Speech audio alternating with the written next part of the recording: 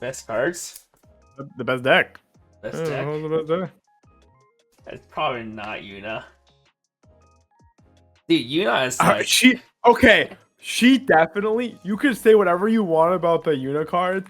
Her deck is easily the most like cohesive though. Just looking at it, you're like, this requires basically no mental to put together at all. But my only problem is there's Which like is probably literally worth something. no good standby targets besides just the finisher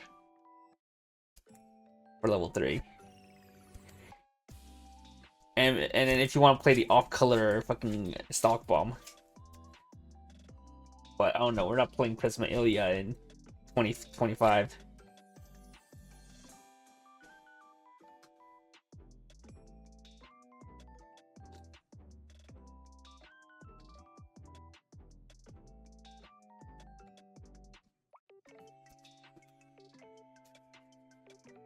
Reno. Oh fuck. Then we have 5 weeks. So I guess we'll do. I mean, might as well do Rose. Like, Yeah. it's like you're already doing the translations. It's like it feels like a waste to just not do it. I don't know why just such a huge break. I don't know. It's like really weird. I don't think Bushra has done that where we had over a month where Weiss Schwarz has no product. Maybe it might be for the sake of the new once per turn like font stuff, maybe, and like adjusting their. The new rulings does make me realize that's probably why we didn't get any Gaku Mess card reveals yet, because they have the new. Don't want to use it. Mm-hmm. And you want to wait till all the Rose cards come out, and then they'll announce the ruling change. It's kind of weird that it's not retroactive, though. I can see why, because someone pointed out the card catcher Sakura finisher. The one... Oh yeah, that'd be fucking insane. Yeah, the one that can let you swing 6 times and burn 1 6 times. But then if they change the ruling, you can burn 9 6 times, burn 1 9 times and swing 9 times. If you get nuts. Yeah, that would be kind of insane. Yeah, there's probably a lot of like. Did you like your pings at 5 in the morning asking you about how the ruling would affect random old cards, even though right above them asking you? I had to edit that post so many times because people kept on asking questions. Like, I just thought it was really funny seeing that, right? Seeing you guys had the conversation. Dario pings you and is like, by the way, you should correct this. It's actually only the cards that have the thing. And then everybody keeps talking about, okay, but does it work with these old cards? When he literally said, with Hestia, they were asking you about some other like random interaction. I'm just like, brother, if you literally scroll up 5 messages, they just wrote, it doesn't work. Like, full stop. Like, it's only for new cards. It doesn't matter. The questions you're asking and how stupid this would sound is why it doesn't work. I will say, 3AM Discord is kind of wild. It's like, it's all the Asian people mostly, and then some of the Europeans. Yeah. And then the Asian people, their reading comprehension is not the greatest. I will say that. They're trying their best, man. They are trying their best, but you can clearly tell they're ESL. Yeah. 100%. It's okay. It's okay. I mean, we've talked to Make enough. We know what it's like for people to have bad reading comprehension. Yeah, Nick wasn't that bad. No, it wasn't. But it's funny to say it. True.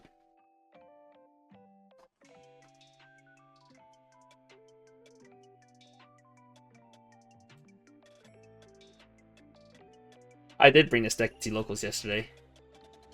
Not this deck. Yeah, you didn't play it? No, I brought bar pants to locals. Oh, how'd that go?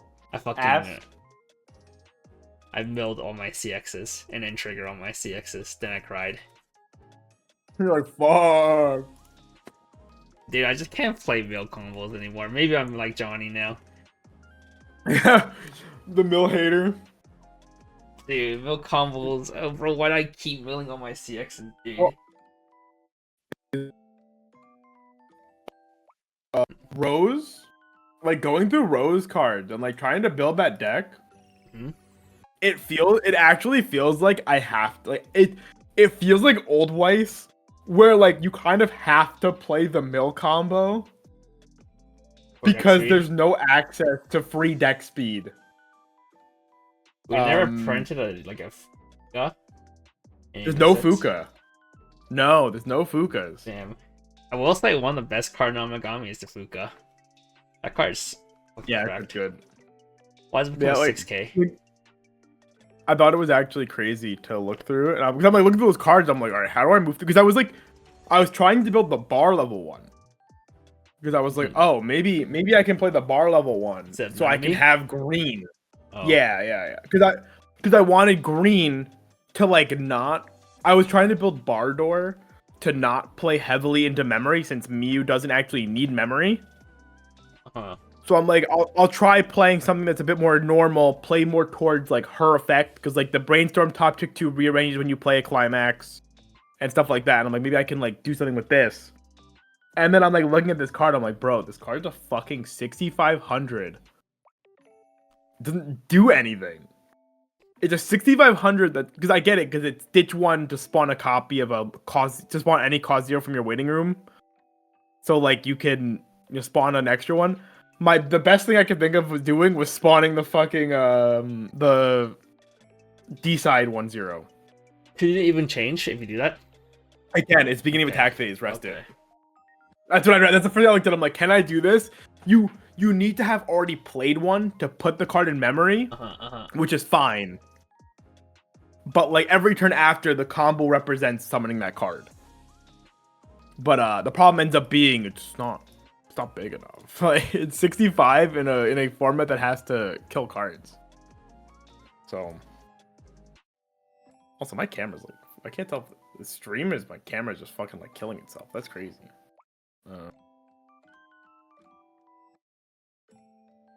All I can say is this motherfucker always moves. It's always hard to try to fix my camera. There we go. I'm fixing my camera proactively. But like proactively. Yeah, I'm actually doing it for myself. But yeah, I don't know. Yuzu is pretty cool though. I do think it probably has to play Nanami though. Like, I was looking at everything else. It's like Honor Salvage.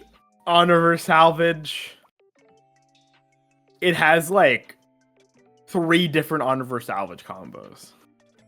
I mean, that's most of it. Jose.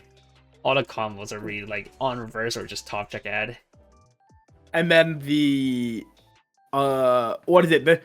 It has Corone, I guess. It has the level 0 that gives something on reverse salvage or gives on reverse. I don't know if it's on reverse salvage or search. It's just not. It doesn't have a good second effect. Because it's like when you kill a character, give a character 1k. All I know is these 2 decks are gonna be obsolete when the powerhouse Harukaze is gonna come out. Yeah, I don't care about Harukaze though. Harukaze does look fucking like Harukaze has an actual finisher compared to the other 2 sets. I mean, I think the Miyu is pretty good. Like I don't know. I think Burn 1 Musashi is pretty good. Oh, yeah, or it's not Musashi, I guess. It's Kuroyuki Hime, I guess. But like when your set just sends all your zeros to memory, you're probably not burning zeros. Yeah, but when like the other set in the meta has a memory wash. That shit's cringe. That was so fucking cringe. Yeah, memory wash they will always play because it's their CX swapper. That shit's cringe. That shit's wild. I was like, wow. Okay. Uses on a fucking unplayable card. And theirs is their CX swapper. That's kind of fucked up. When the other set that comes out with it is a memory deck. They didn't want the tier 0 Yuzu meta, dude. They could have just made it on a card that so like they could at least make the decision to play it. And it probably wouldn't even been the wrong decision to play it. You probably would have. But now it's like a no-brainer to play it. Yeah. Meanwhile, it uses a fucking vanilla CX swap. Like that's fucked up. Now their only decision making is, maybe I actually play 2 of this. Can I play this card and like risk not being able to CX swap next turn? Yeah, that was fucking cringe. It's like I want to stuff these cards in memory and I can't. Oh, just Oh well. well, you still always have 4 memory. It's not gonna knock you down. So what is this Amagami Yeah, Sister but I want to IP? stop. Okay, do you know about the show Like called when? Quintuplets? The quintessential Yeah, he knows. quintuplets. Ragnarok knows quintuplets. Don't worry. Yeah, it's It's quintuplets, but with 3 girls. yeah, quintuplets with 3 girls, but they're not twins or They're not whatever. blood. They're not triplets. Yeah, but yeah, you have the He's the best. Itsuki I clone. agree. Not Bizitsky though. Asahi's the best in this one. Yeah, you have She's the white-haired lolly. So you have the what's it called? The college student, the high school student, the middle school student. There you go. Well, she's an archetype. She's like the Yeah, she's the Dempa. One-chan. One-san. Yeah. It's Dempa One-san, Tsundere, like girl who's in the same grade, And then the bratty, the Genki, the Genki Kusogaki middle schooler. the Kusogaki middle schooler. I ain't watched any of these, but I'm familiar. Yeah, like the characters in this are good. They're all fun for what it's worth. Well, Yuna's like okay. I own the set already. So I don't own the set already. This guy wants to own a set, but he's hoping it's coming in English. The anime did not do that well compared to Coins. It's not coming into English. Look, man, just believe.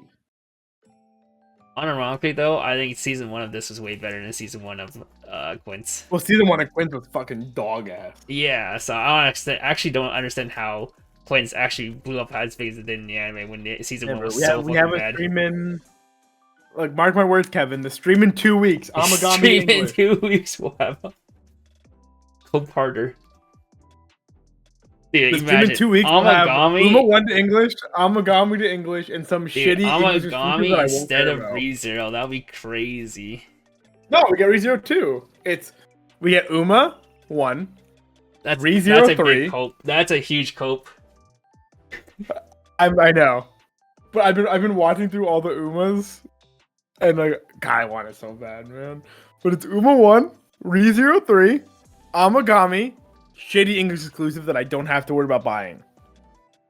Why do I feel like Uma did get in that English? It didn't, right? It did not. It did not. Okay.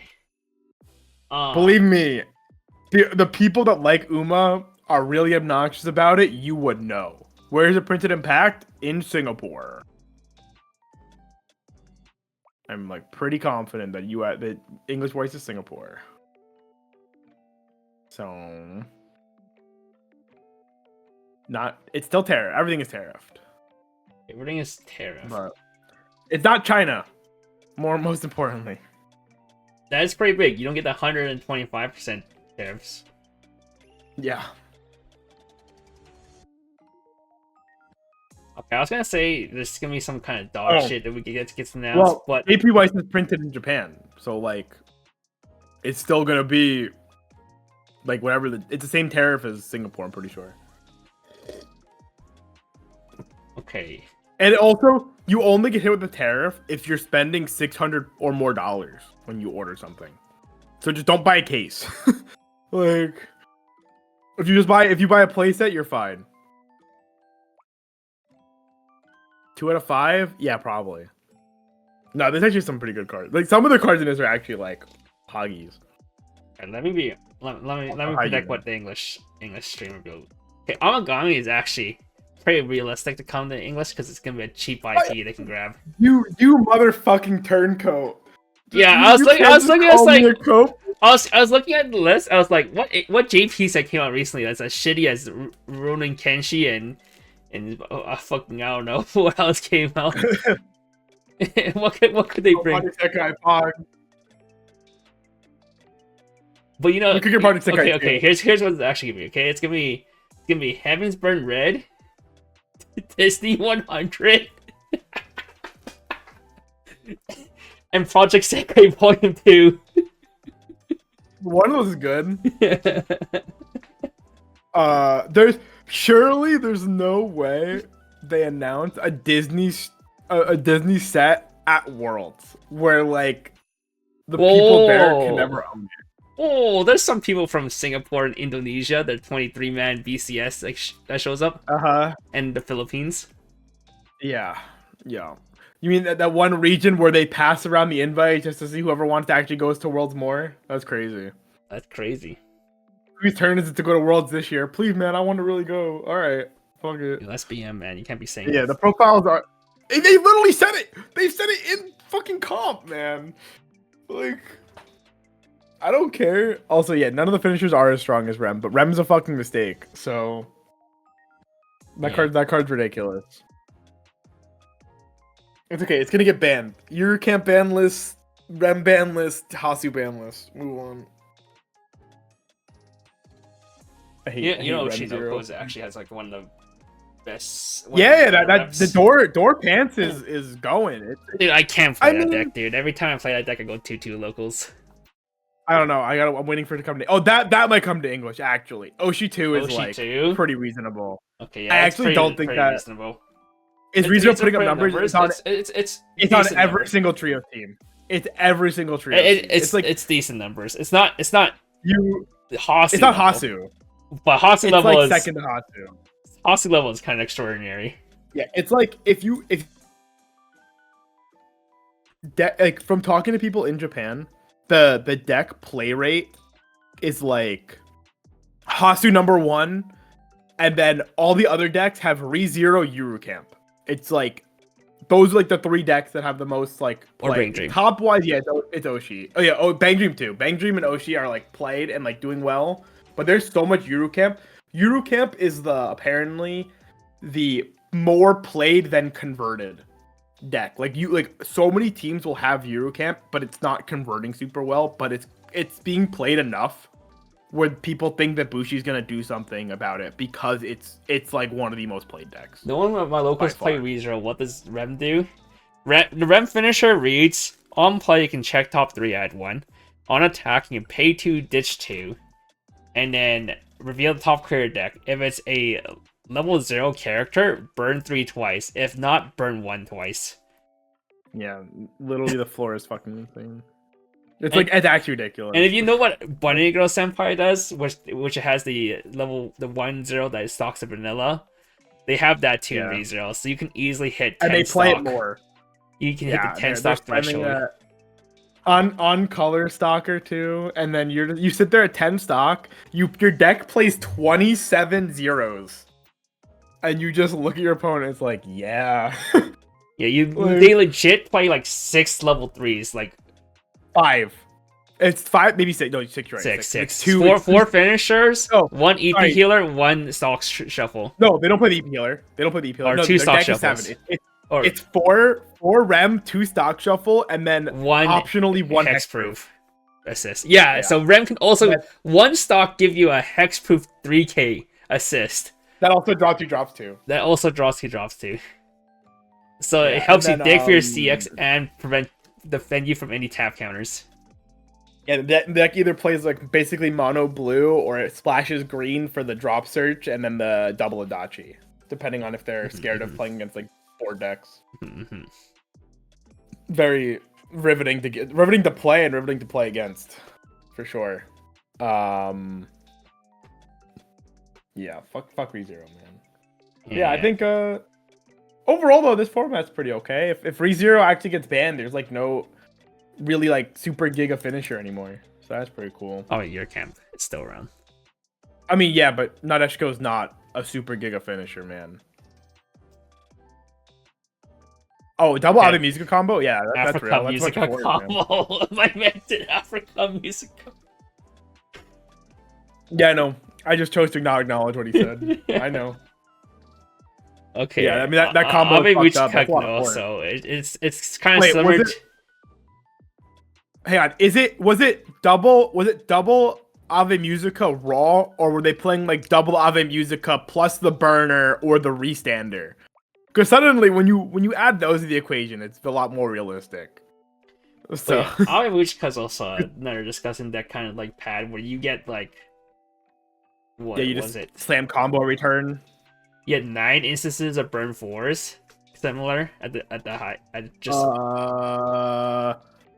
It's 6 instances of burn for unless you have the stock to slam the. Well, I mean, in total, you get roughly 9 instances of damage. Oh yeah, because if you do the changers, yeah. Well, it's 3s or 4s, which I think is the most annoying part. It's not just 4s, because it's the damage you dealt. So it's like, and because that deck has like no soul triggers, you literally know what you're swinging for at every turn. At every moment you swing with that combo, you look at it, it's like, this is a 3 or this is a 4. It's literally, did you change? If you change, it's a 4. If you didn't change, it's a 3. Mm-hmm. It usually is, just try for a double change now. Annoying. To get your first 2 is 4s. Yeah. And 4 and it's like 4, cancel 4, 4, cancel 4, and then give it to another one. All right, 3. Kevin, why is Kevin on that middle card? What middle card? Damn, Kevin. Oh, You're the fucking worst card. You're the shit card. That's crazy. I'm the worst girl. So, man. All right, it's been 20 minutes now. Let's start the show. All right, I'll start. All right, it's fine. This is a 10 double. We'll go fast, I hope. Hey guys, Kevin here from the Strictly Broken TCG team, and we are here with the Best Ever Set Review Show, episode 87, with Tying the Knot with an Amagami Sister, or we just call it Amagami Sister for short. That being said, what this show is about, it's quintuplets, but with 3 girls instead of 5 girls, and they're all different ages instead of being the same age. That's about it. This was made by the what was it called? The assistants, one of the assistants for the quintuplets writer, right? Was that a different name? Yeah, it was. Okay, it was. No, I think it was this one. Yeah. So there's a lot of similarity to quintuplets, but personally, I think the season 1 of this was better than season 1 of quintuplets. But you know, who knows? This show did not pop up too hard in North America, from what I can tell, at least not to the level of quints, for sure. But that being said, I bought the set. Jason's looking to buy the set if it comes to English. I have the set with me right now. He's the best girl. That's all I can say. I'm sending you to jail, brother. No. She'll become legal. Eventually. With that being said, shout out to our sponsors, Strictly Broken TCG and Nova TCG. You can check out Weiss Schwarz products from those 2 websites. If you're looking for English cards, check out Strictly Broken. If you're looking for Japanese cards, check out Nova TCG. And shout out to Weiss T Time for providing us with these slides. Check out her website for all the translation for Weiss Schwarz, as well as check out great articles and deck lists that she has on her website. Except one of her articles no longer works anymore because they changed the rulings yesterday. No, it does work, right? Because they didn't change the rulings for old cards. No, I'm talking about the when played versus place on the stage from hand when. Oh, the bond thing. Right. Yeah. Except it technically does still work, but only for the first 3 white sets. They only actively changed it for bond cards. They didn't change it for the first 3 white sets that ever existed. So Little Buster, Persona 3, and the Capo still has cards that has the when played effects. Crazy.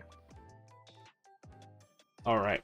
With that being said, quick reminder of our rating system. We set on a scale of 1 to 5. 1 stars being cards not worth buying. 2 stars are going to be nice tech cards and niche cards you might want to pick up. 3 stars are cards we consider worth testing. 4 stars are going to be your good staples, stuff like Brainstormers, Ricky's, EP Healers, and 5 stars are going to be your highlight cards. They're going to be the cards you want to build your deck around. Are we ready, sir? Yeah. Yeah, I will be rating the cards. Jason will be reading the cards. Let's start off. With the 3 events. This set, if for little spoilers, the set's gonna be very similar to Nisekoi. So it's gonna be 3 different events with the same name, and you're gonna have a lot of cards that's gonna play off of having these events in memory. Okay, Nisekoi does have 4 events, but we have 3 events in this set. All right, 1/1 matchmaking braid, the blue version. Search your deck for up to 1 fake character, show it to your opponent, add it to hand, shuffle your deck afterwards, send this to memory, so it's Mask or Yellow Pendant. Yeah. Oh, relevant! Yellow Pendant from Nisekoi! Or the Mask event from Slime. Overall, fine card. We do have a search spawner, just like Slime did, and we also have a salvage spawner to these events. So this card does become not bad because you can search it out. Unfortunately, because these cards are pretty much staple for every deck except for like a most likely non-meta deck, the 8-choice deck. This is gonna have to be a mandatory 4 because you're gonna have to buy these. There's like no way to not play. Oh, for 8-choice isn't even a thing in this deck. That's crazy. Alright, 1/1 matchmaking braid event. Green. Choose one fake character waiting, add it to hand, send this to memory for the top card of your deck. If it is 2 or higher, send it to stock. This is Flower Stand from IMAS Million Live. Million Live, yes. That's that. Well, a worse version, right? Because it can only hit off of level 2 or higher versus level 0s. That is... No, that isn't Flower Stand 2 or higher? No. Original Flower Stand was level 0. Oh no, there's another one that... It was Speeding and Flower Stand were 0, everything else became 2 or higher afterwards. Right. The ones after are... Yeah, are like Dave became a god and... That's the one I'm thinking of. And Fairy Tale, they had to hit 2 or higher. Yeah, so hits a lot worse. I think this is going to be the less used one. This is going to be mainly used if you play the green level 1 combo. Otherwise, you most likely will play the blue event. Still, I get this a 4. This is also the second most playable one. You can do like a splash of both as well if you want to, because your combos will be able to grab these events as well. Little spoilers for later on. So this will be this green event's better for follow up, while the blue event's better for your starting turns.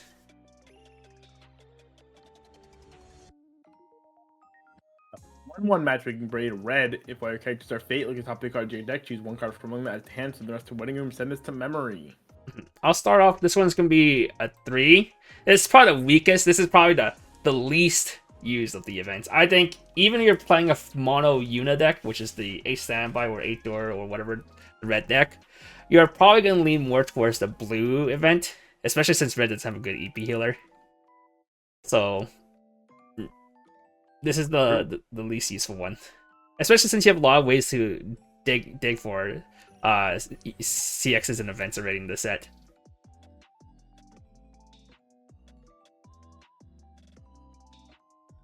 ED cards, Pog. 0/0 Una. Pay 1, ditch 1 when this is played on stage from hand. You may look at the top 3 cards of your deck. Choose it to 1, add it to hand, send the rest to waiting room. And then pay 1, ditch 1, CX swap. This card's good. This card's real good. Yeah, this might be actually one of the best CX swappers in the game.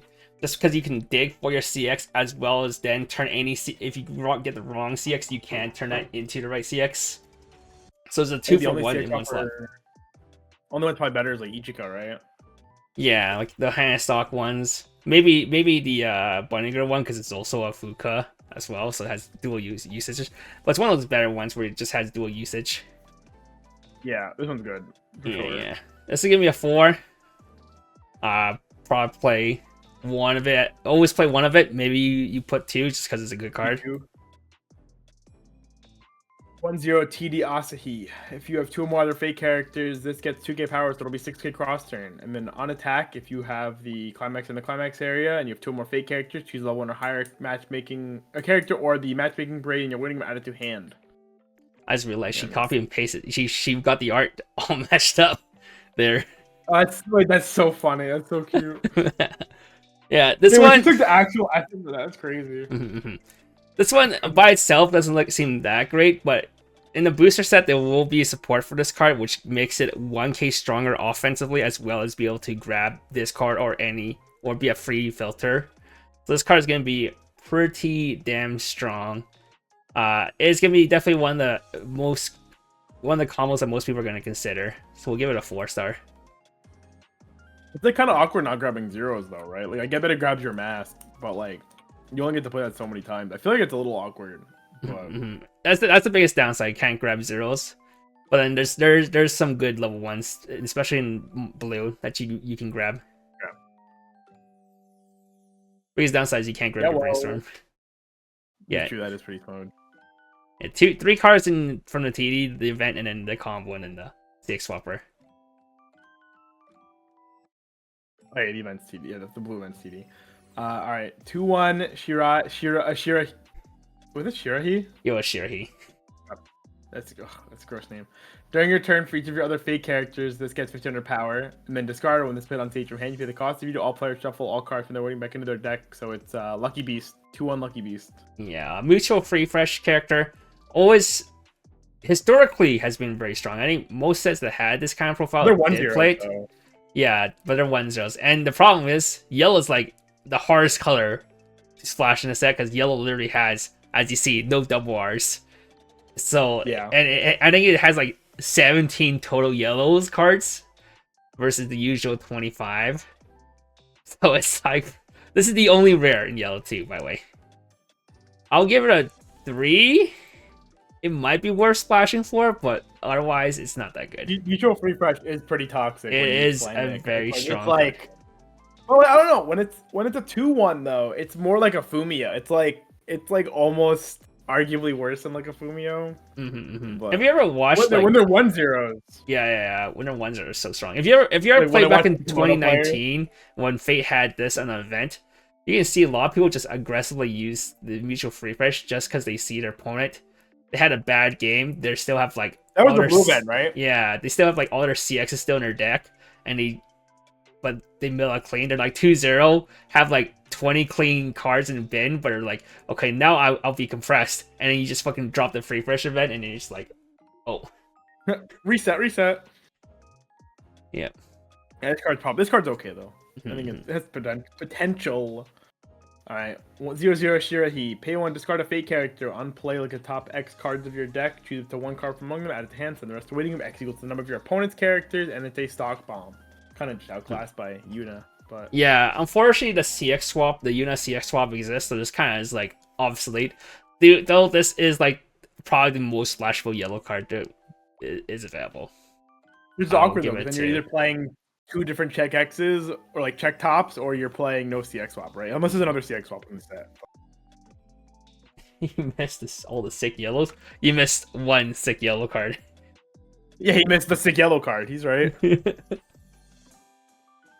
All right, 0/0 Mahiru. Once put on stage from hand, choose one of your other fake characters. Turn it gets 2,000 power. Pay 1 for the top card of your deck onto the bottom of your clock. When this is sent from stage to waiting room, you pay the cost of you to search your deck for 1 cost 0 fake character whose level is equal to or lower than your level. Place it on stage at any slot rested. Shuffle your deck afterwards.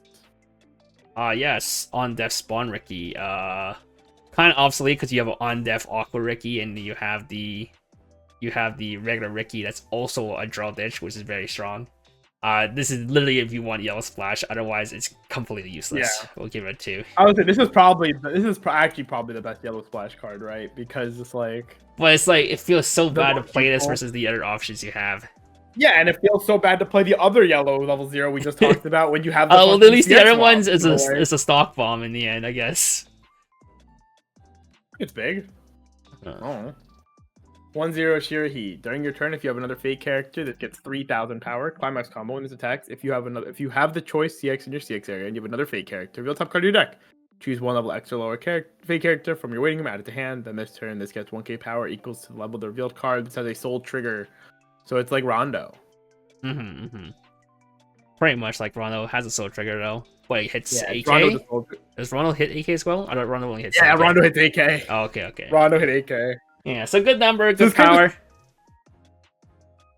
What? There is some 8 choice support. Is Rondo 4k gets 2k? Why the fuck is this card of a soul trigger? And it's still 8k? Because this is literally Rondo's text. It's on attack, reveal top, gets 1k, and Rico. Huh. That's so weird. Okay. TD card gap, I guess. Yeah. We'll give it a 2. It's a fine combo. But the only problem is yellow's so bad.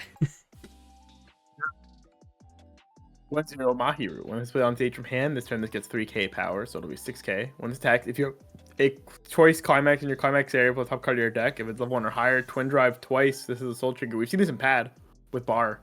There's one other set that had this. I don't remember where. Pad with Bar. Well, there's one for yellow. There's another set that had this, if I remember correctly. Oh, was it? I don't remember anymore, though. Pretty sure. I could be lying my ass, and it was just a pad one I'm remembering. I mean, pad one was played. Yeah, pad one was played. Oh, the meta deck, the bar deck. But, yeah. We'll give it. Well, so I think okay. Retroactively, yeah, the yellow level ones are actually not that bad. We'll give them both 3s. I think this is a good core. It's just that the yellow is so bad. Zeros are so bad. Isn't the top end like okay too for what it is? I feel like I remember this card's top end being like fine. It's fine. 3/2 Shirahi. If you have two or less, or 6 or more 6 in your wounding, this gets -1 level. When this is reversed, if you have 2 or more fake characters and the battle opponent is level 3 or lower, send that character to stock. If you do, put the bottom card of your opponent's stock to waiting room. When this is up in stage to waiting room, you may return this to hand. If you do, choose to 1 fake character in your waiting room, send it to stock. This card's good though. Yeah, this card's good. It will mainly see play, I think, in 8 standby. I'll give it a 3.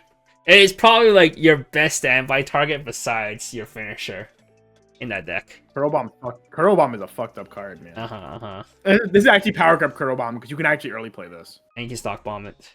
Yeah, you can hard play this from hand too. Yeah, that's the biggest thing. The only problem is if you're gonna play this in standby and you want to hard play, you either play this as like a 1 or 2 of, because you don't want to see too much of this, or probably 2. I think 2 is right. Or you have to actually splash enough yellow so you can actually play this card out. Yeah, playing yellow is hard for sure.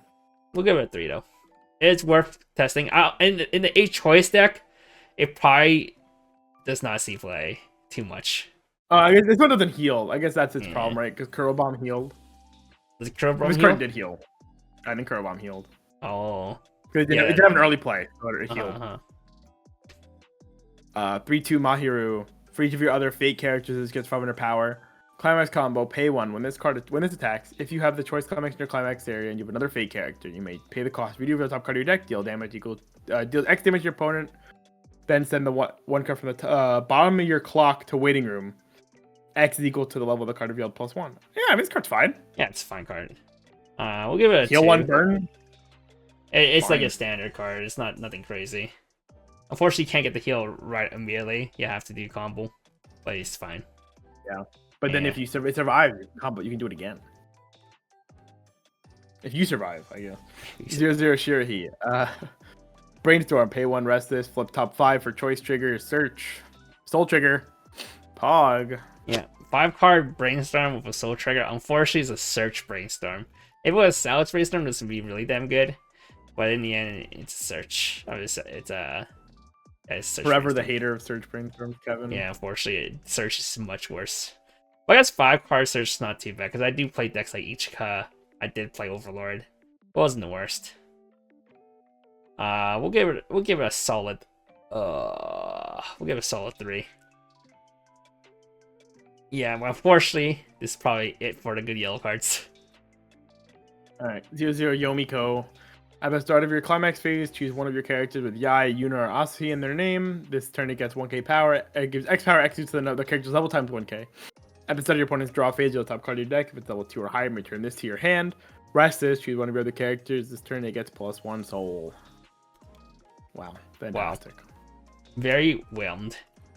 Power Pump is not too relevant because it doesn't scale as well. It scales too late.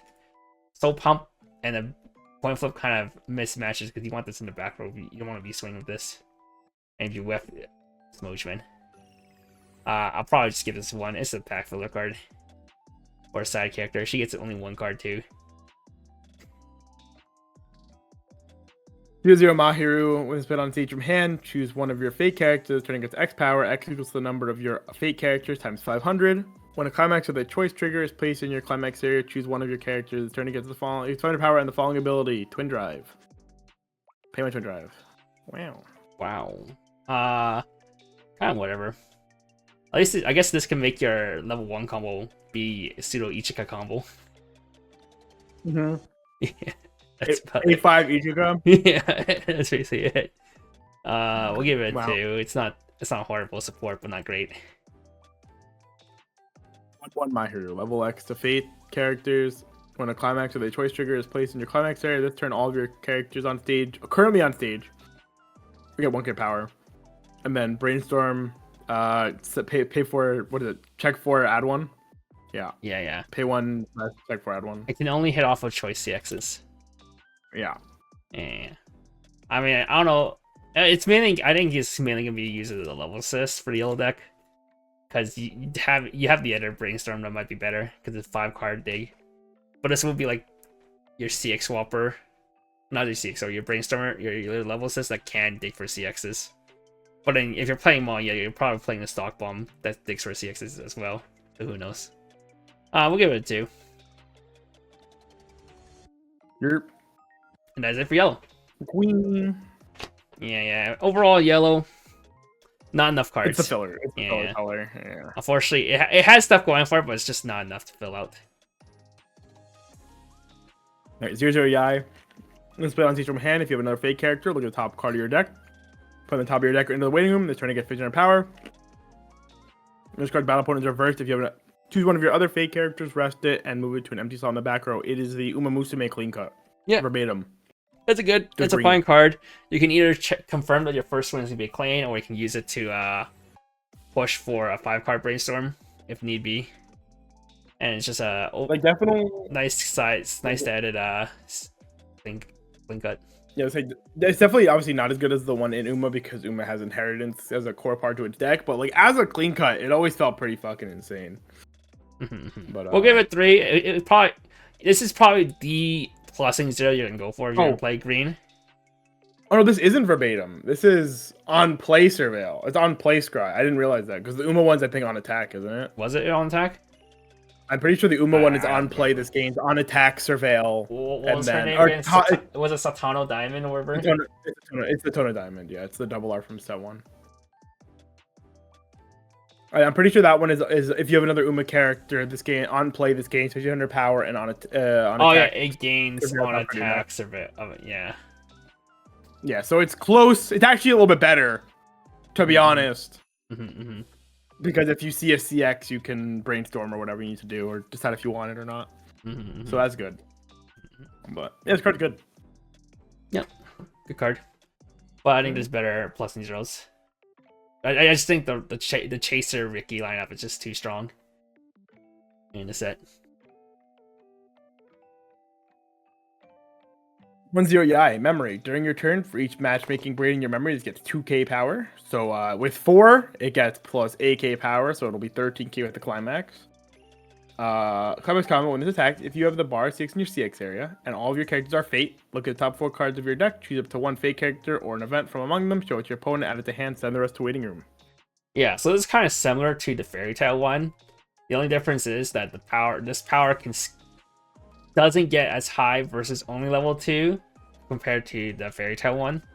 However, it can scale very high against literally everything else. So this can be a good combo. You can use it to answer level 3s late game. And it's nice to loop because you can grab your green 1/1 event that can salvage your back. And it's on the bar. We'll give it a 4. Very strong card. Very strong combo. Yeah, Giga big. It's like Bell on crack, man. Unless you're Kevin and you mill your climaxes, I guess. It's Votrine. Why so much power? Because you're spending stock for that power, man. Yeah, you're spending stock for power. Dude, imagine it was like the Corsair one, the Machina, and she gains the power cross turn. That'd be so good. Machina's so sick. 3/2 Yai, when it's played on stage from hand, draw 2, drop 1. Memory, hang on. Yeah, Ice Cube. When it's attacked, if you have the Bright Climax in your climax area, you have 2 or more matchmaking braids in your memory. You pay the cost if you do the top 2 cards of your deck. Put them back on top in any order, then declare any number, deal X damage to your opponent, X equals to the number you declared. We see this a few times now. I think the only time this actually seen play was there's a few plays in what's called CG, but it wasn't never the main finisher of CG. And I think now people are playing this finisher the most in what's called Fujimi. The Stoxo Bar deck has been popping up for Fujimi. Has it actually? I feel like I never seen Fujimi ever. Yeah, the few decks that do top for Fujimi now has all been like Stoxo Bar. You just play the full FMP package and just you sit on like 10k anti-burn walls with your level 0 combo. But yeah, it's a fine finisher, but nothing too grand. We'll give it a 3. It's worth testing if you really like Yai, but it's probably not the go-to finisher for most people. 0-0 Yai. Pay 1 spell on stage from hand. You can pay the cost to search your deck for up to 1 CX. Show it to your opponent, add it to hand, then choose a CX in your hand. Show it to your opponent, swap them, shuffle your deck afterwards, and it's a clock bomb. Oh, this is like it's like the one in what's that set? Something just got. I don't remember what has the This. bomb. I don't remember anymore. Whatever. This card's good though. This seems good. Yeah, it's a fine card. You do have the TD CX swapper, but it's like if you want to play 2 CX swapper, you might as well play 1 and 1. Otherwise, if you're just gonna play 1 CX swapper, you just play the 1 TD swapper. Or you get to use the yellow check X as your check out of choice, right? Huh. And then you can play this instead of the Yuna. Okay, I'm good, bro. And there you go. Then you get your yellow picks, man. Okay, I'm good for. Yeah, we'll give it a 2 though. It's a pretty decent CX swapper. 0-0 Yai. During your turn, this gets 2k power. Pay 1, put the top card of your deck in the clock. When this is sent from stage to waiting room, you pay the cost. If you do, you look up to 2, choose from the top of your deck, choose the 2 fake characters or the event from among them, show them to your opponent, add them to hand, send those to waiting room. Bro, this card ain't that good, man. This card's like okay. It's fine, yeah. I mean, it hits 3k. It's bigger than the vanilla ones. The vanilla ones just hit 2k only. So you can at least answer stuff at level 0 compared to usual. Otherwise, it's just, Aqua Ricky that can grab your event, which is nice. We'll give it a 3. It's no splash. Oh. It's a fine green splash, but the regular Ricky is just so good. Fair. 0-0 Yai. Memory when this attacks, if you have the matchmaking braid in your memory, this turn this gets 3k power. Brainstorm, pay 1 Restless, fill the top 4 cards of your deck. For each climax among them, choose a character you want to add it to hand. 4,500 Brainstorm, level 1. 45 does not make it strong enough because a lot of level 1s do sit like 5k cross turn. Or so I guess you with a CX you can answer, but it's like if you ever face a deck that has 6k cross turn, then this card's never answering. Otherwise, it's just a Brainstormer is a better Brainstormer set. But she's so cute. Yeah, you're gonna play this if you're gonna play Mono Yai, so give it a 2. I would try building Mono Yai. It did not look that good. It's probably not very good. 1-0 Yai. During your turn, if you have 2 or more other fake characters, it gets 3k power. And the following ability, when it attacks, if the character Quantum is level 2, this gets 3k power. So it is plus 6k. If it attacks level 2, which makes it 10. And then discard 1 when this attacks. You may pay the cost if you do trigger check twice. So it's like ghetto hand of stock that can find you more bars, I guess. The biggest thing is it's the twin drive being 6k against level 2, being 10k. 10k against level 2 doesn't mean anything when your level 1 combo can easily scale up to that number as well. Don't have enough events yet, man. Okay, 3 events. You're sitting at 11k with CX. You spent 3 stock for that. No. There's cards that sends it to memory for free. I know. We didn't get there yet. Okay. We didn't get there yet. Okay, I'm sorry. Otherwise, yeah, this is like the only way to also gain stock in the deck outside of playing the yellow stock charger, basically. Yeah, I think that's correct. We'll give it a 2, mainly for the second effect. It could be like a 1-up if you need stock. 1-0 Yai. When this attacks, choose one of your fate characters. This turn, it gets X power, X equals the number of your fate characters times 500. When this card's battle opponent is reversed, if you have a climax in the climax area, look top 2 cards of your deck, choose 1 card from among them, add it to hand, send the rest to waiting room, then discard 1 card. Yeah, imagine we get to keep it, but you don't. You have to discard it, and you also need a CX for this effect. I'm kind of good, bro. It's like a pack filler. A pack filler rare. Give it a 1.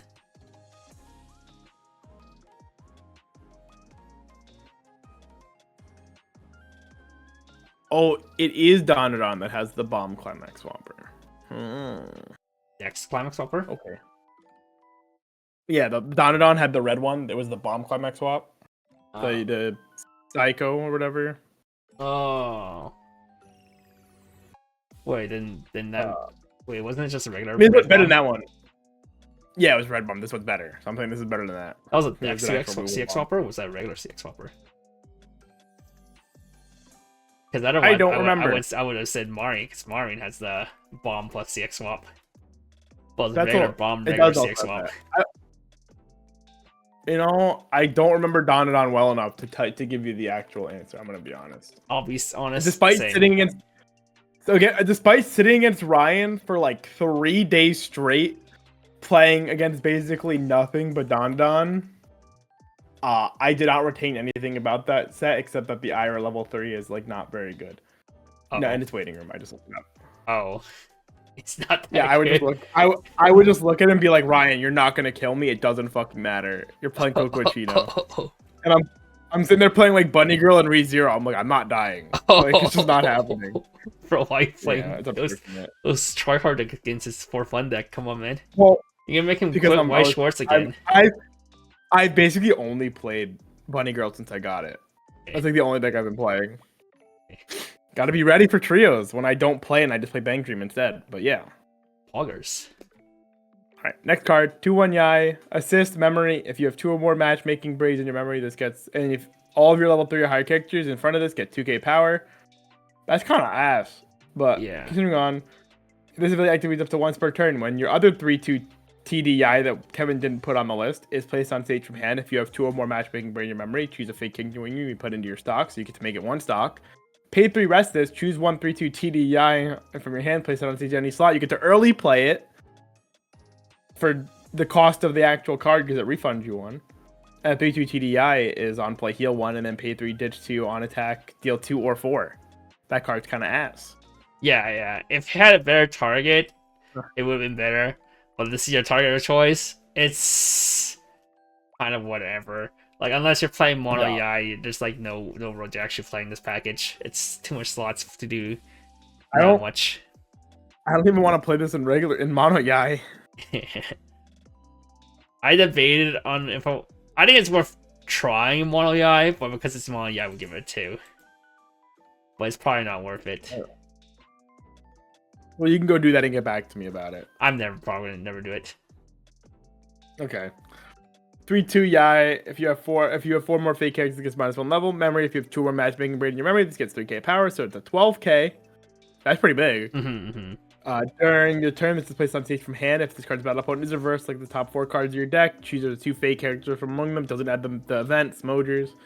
Show them to your opponent, add them to hand, send the rest to waiting room. I mean, it's big. I like that auto effect. I'm a fan of Ngochi. Yeah, it's a fine EP healer. I mean, not EP healer. EP. It's not a healer. EP plus. Pluser. It does swing 12k, so you most likely can get your reverses, and then you're most likely gonna. There's a good chance it might live, because being 12k is pretty big. It means that you wall out most EP healers. It just hits 11k on turn. That's about it.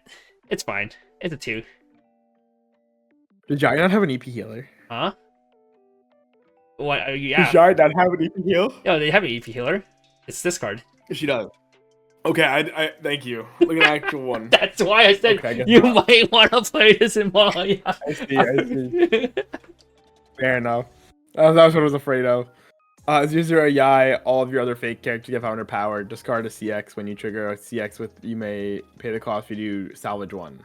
It's the shitty Nerf Spriggan. It's not shitty. It's actually still. It's still pretty damn good. Yeah. Nerf Spriggan for 8 bar. Relevant.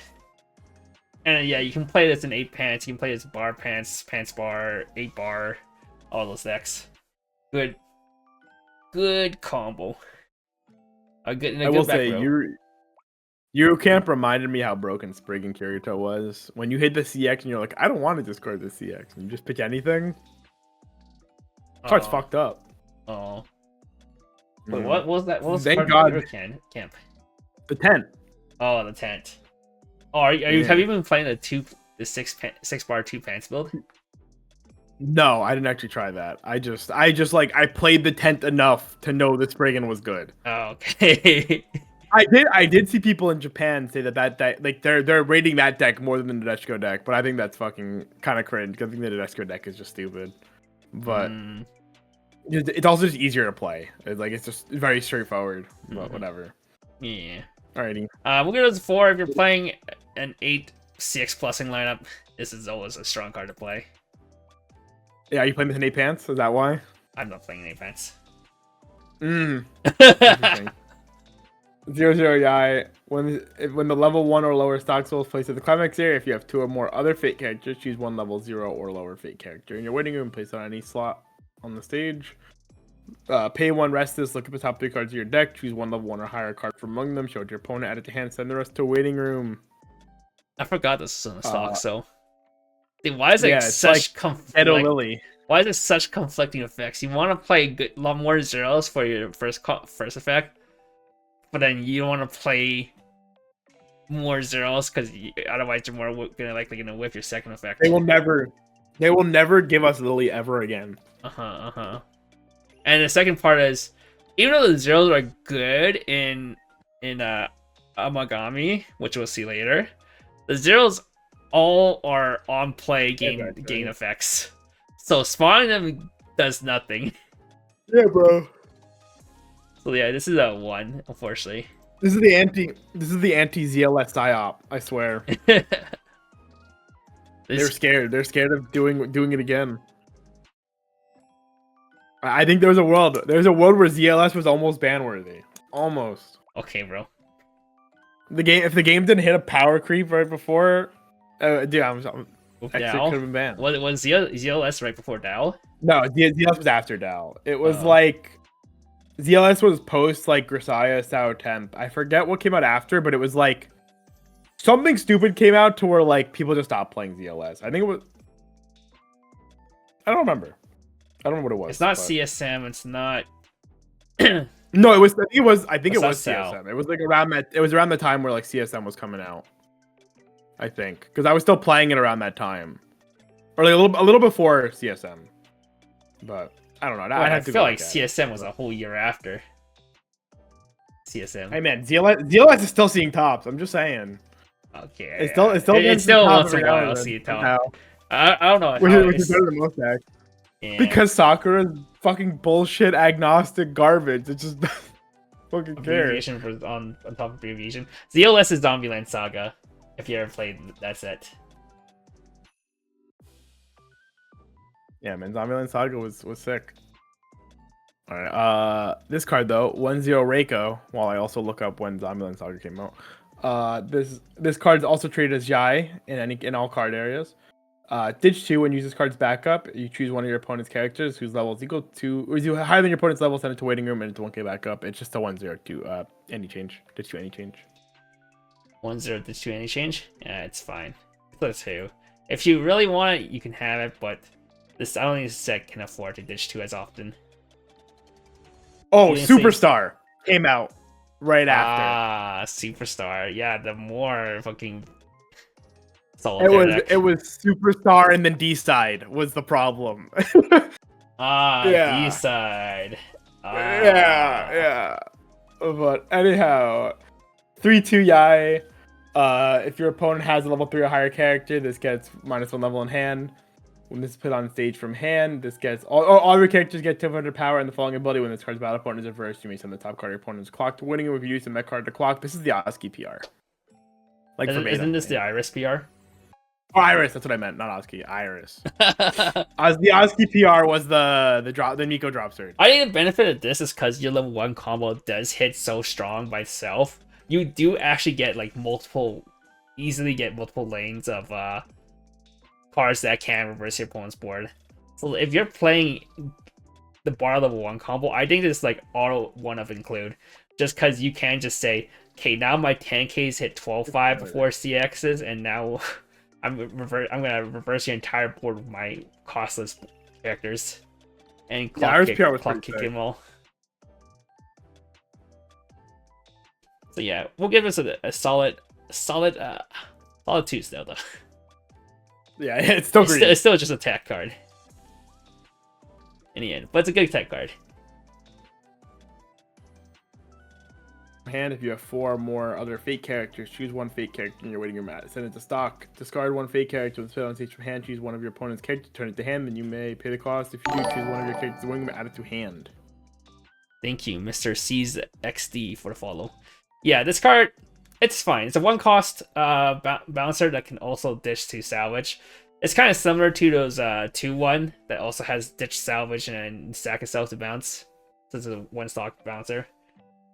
Downside is this: you have to be level 3 to play this versus the 2-1s, but the upside is, well, most of the time your bouncing would be at level 3 anyways. And you just get a 2-soul beater. So, is there really downside? Not really. How often do you actually use a 2-1 bouncer that's not level 3? I guess if your opponent plays one of those 2-1 bodyguards, then this would be worse. I mean, I think the 2-1 bouncers come up versus like standby and stuff too. Sometimes you just like. Yeah. The set does have a 2-1 bouncer. Just a little spoiler, so yeah, there's that. So this card's actually bad. Yeah, give it a 2 though. This hand fix is better than the other cards hand fix, and you know, maybe you don't play blue.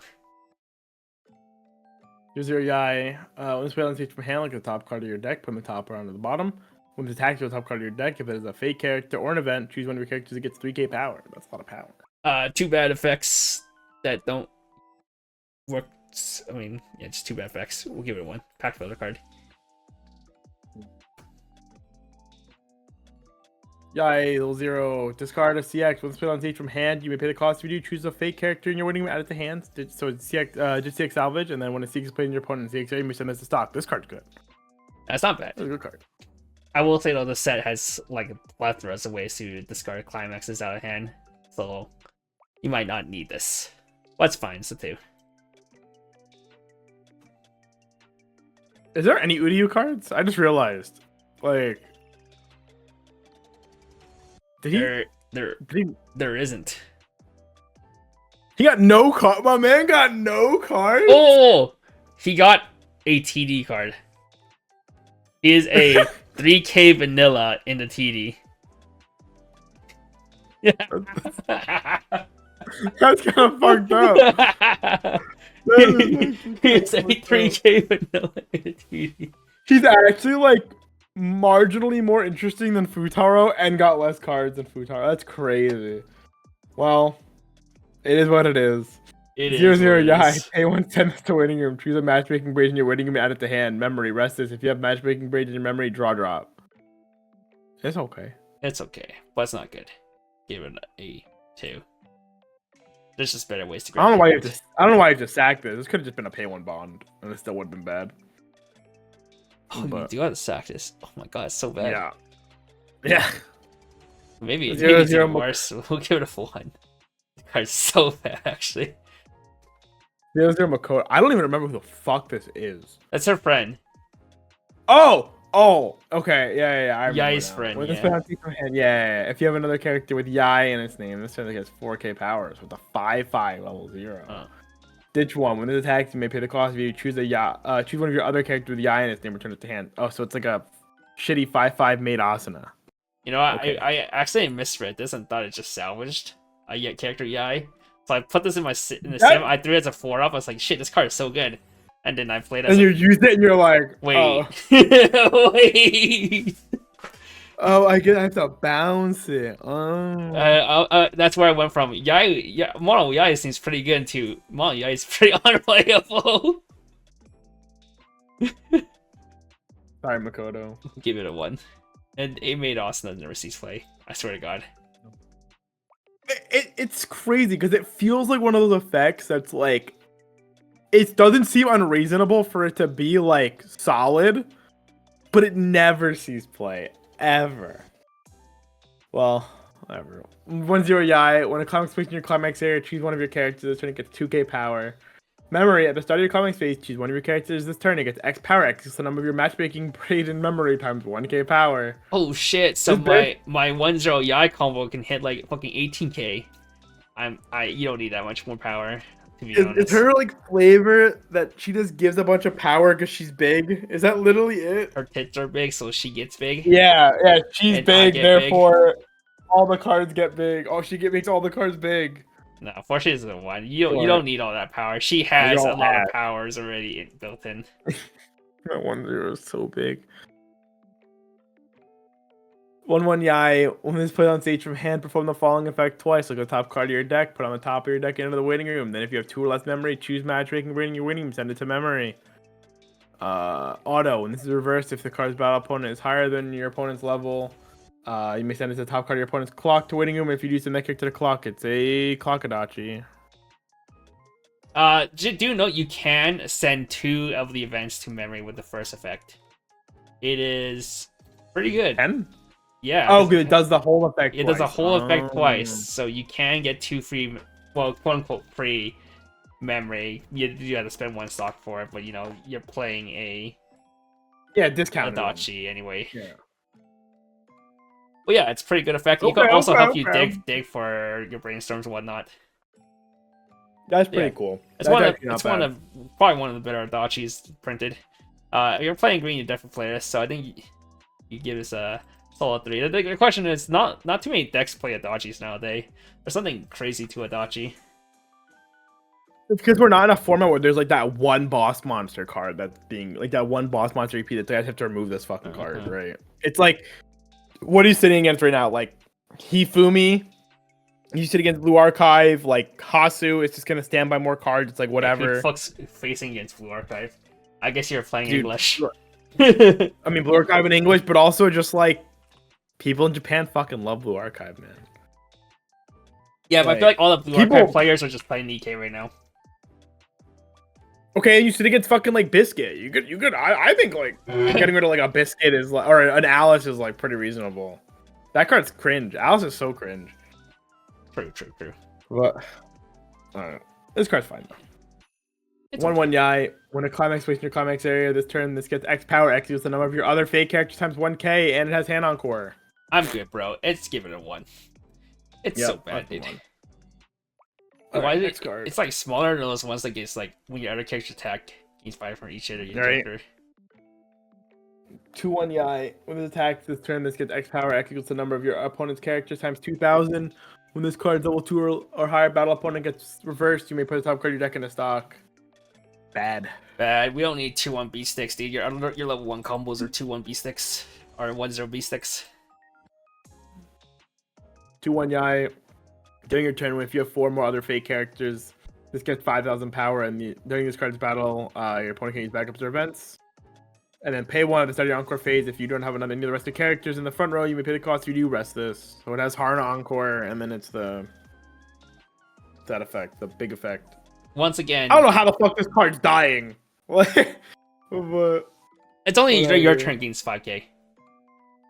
Oh, okay. Okay. It's that one. It's the other one. It's not the get big for a turn cycle. It's the gets big for Reading is hard. Do you know it's usually 4 or 5 powers cross turn and 5k on turn. Oh, this is the Anya. This is a 2/1. This isn't a 3/2, right? This is the Anya. This is the Gizlane, the Jizlane. Was there a Gillian that had this? The finisher. Oh yeah. Well, I'm thinking of a 2/1 like the Hololive 2/1. That is actually like that text. Yeah. Yet again, you don't need a B stick. Your level 1 combos your B stick. We'll give it a 1. Kevin, do you have like a washing machine or something going in the background? Why? Oh, when you were talking, I heard like a. My computer fan. Oh, damn! That thing's loud as fuck. That's crazy.